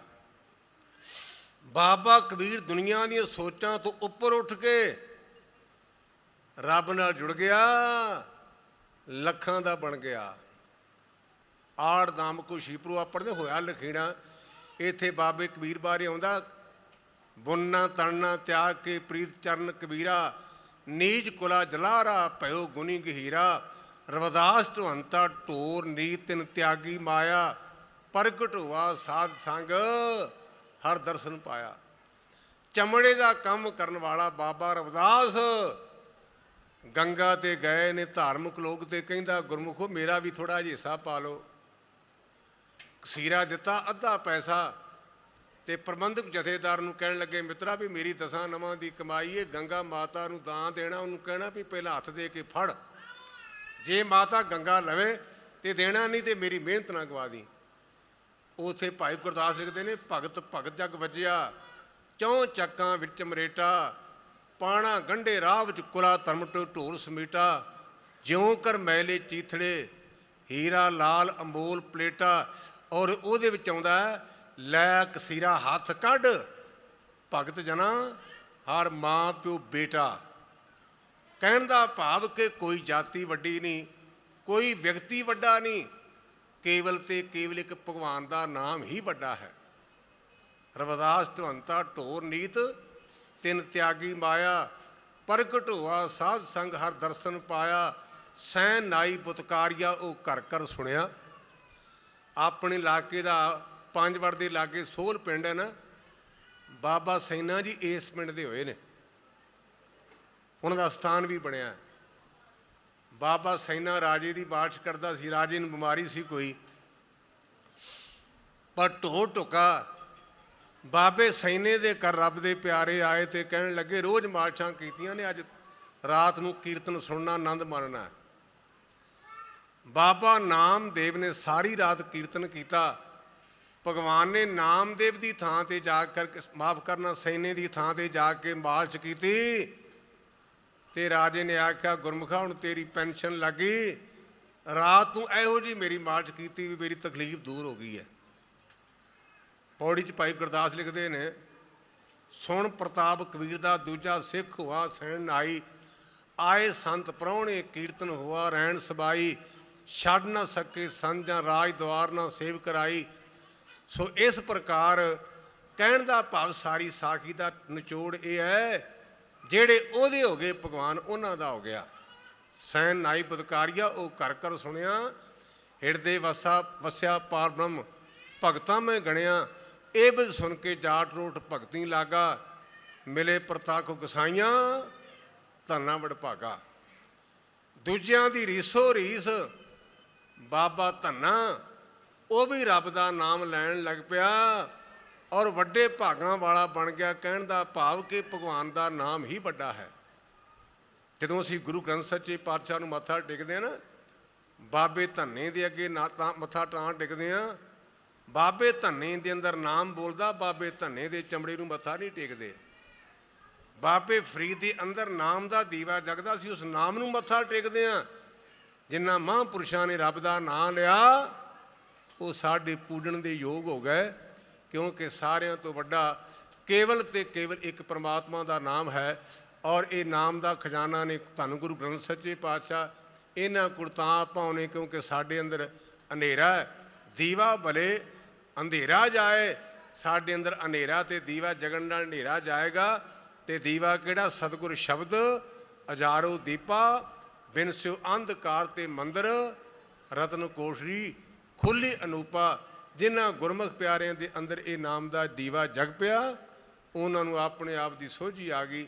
ਇਸ ਕਾਰਨ ਕਰਕੇ ਤੁਸੀਂ ਗੁਰਮੁਖੋ ਜਿਹੜਾ ਸਾਲ ਬਾਅਦ ਇਹ ਉਪਰਾਲਾ ਕਰਦੇ ਹੋ, ਸਤਿਗੁਰੂ ਪਾਤਸ਼ਾਹ ਤੁਹਾਨੂੰ ਹੋਰ ਬਲ ਬਖਸ਼ਣ, ਬੁੱਧੀ ਬਖਸ਼ਣ। ਇਹ ਹਜ਼ੂਰ ਦੇ ਚਰਨਾਂ ਵਿੱਚ ਨਿਵਾਸ ਬੇਨਤੀ ਹੈ। ਪਰ ਇਹ ਗੱਲ ਦਾ ਤੁਹਾਡਾ ਧੰਨਵਾਦ ਵੀ ਤੁਸੀਂ ਛਬੀਲ 'ਤੇ ਬੰਦੇ ਜ਼ਿਆਦੇ ਸੀ, ਦੀਵਾਨ ਵਿੱਚ ਘੱਟ ਸੀ। ਛਬੀਲ ਲਾਇਆ ਕਰੋ, ਬੜੀ ਚੰਗੀ ਗੱਲ, ਪਰ 2-4 ਉੱਥੇ ਖਲੋਇਆ ਕਰੋ। ਤੁਸੀਂ ਤਾਂ ਉੱਥੇ ਪੂਰੀ ਫੌਜ ਖਿਲਾਰੀ ਹੈ। ਇਹ ਸਮਾਗਮ ਤਾਂ ਕਰੀਦੇ ਵੀ ਆਪਾਂ ਕੋਈ ਗੁਰੂ ਦੀ ਗੱਲ ਸੁਣੀਏ, ਕੋਈ ਸੁਣਾਈਏ। ਇਹ ਨਹੀਂ ਵੀ ਤੁਹਾਡਾ ਉਹ ਕੰਮ ਮਾੜਾ, ਕੰਮ ਬੜਾ ਚੰਗਾ, ਪਰ ਉੱਥੇ ਵਾਰੀ-ਵਾਰੀ 2-4 ਬੰਦੇ ਡਿਊਟੀ ਦਿਆ ਕਰੋ। ਮੈਂ 15-20 ਬੰਦੇ ਤੇ ਮੈਂ ਡਰ ਗਿਆ, ਮੈਂ ਕਿਹਾ ਤੇ ਘੇਰ ਲਿਆ ਕਿਤੇ ਕੁੱਟਣ ਨਾ। ਮੈਨੂੰ ਕਹਿੰਦਾ ਨੇ ਗਿਆਨੀ ਛਬੀਲ ਵਾਲੇ ਭਰਾ ਨੇ। ਇਸ ਕਰਕੇ ਬੇਨਤੀ ਹੈ ਵੀ ਤੁਹਾਡਾ ਉਪਰਾਲਾ ਬੜਾ ਚੰਗਾ ਹੈ, ਪਰ ਆਪਣਾ ਇਹ ਸਮਾਗਮ ਕਰਦੇ ਆਇਓ ਸੁਣਨ ਪੜ੍ਹਨ ਕੋ ਬਾਣੀ। ਇਹ ਨਾਮ ਨਾਲ ਜੁੜਨ ਵਾਸਤੇ ਆਪਾਂ ਸਮਾਗਮ ਕਰਦੇ ਹਾਂ ਅਤੇ ਨਾਮ ਨੂੰ ਗ੍ਰਹਿਣ ਕਰਨ ਦਾ ਇੱਕੋ ਇੱਕ ਤਰੀਕਾ ਕਿ ਪੰਜਾਂ ਪਿਆਰਿਆਂ ਦੇ ਰਾਹੀਂ ਗੁਰੂ ਕਾ ਅੰਮ੍ਰਿਤ ਛਕੀਏ, ਗੁਰੂ ਗ੍ਰੰਥ ਸੱਚੇ ਪਾਤਸ਼ਾਹ ਦੇ ਲੜ ਲੱਗੀਏ। ਤੁਹਾਡਾ ਬਹੁਤ ਬਹੁਤ ਧੰਨਵਾਦ। ਭੁੱਲਾਂ ਚੁੱਕਾਂ ਦੀ ਮੁਆਫੀ। ਵਾਹਿਗੁਰੂ ਜੀ ਕਾ ਖਾਲਸਾ, ਵਾਹਿਗੁਰੂ ਜੀ ਕੀ ਫਤਿਹ।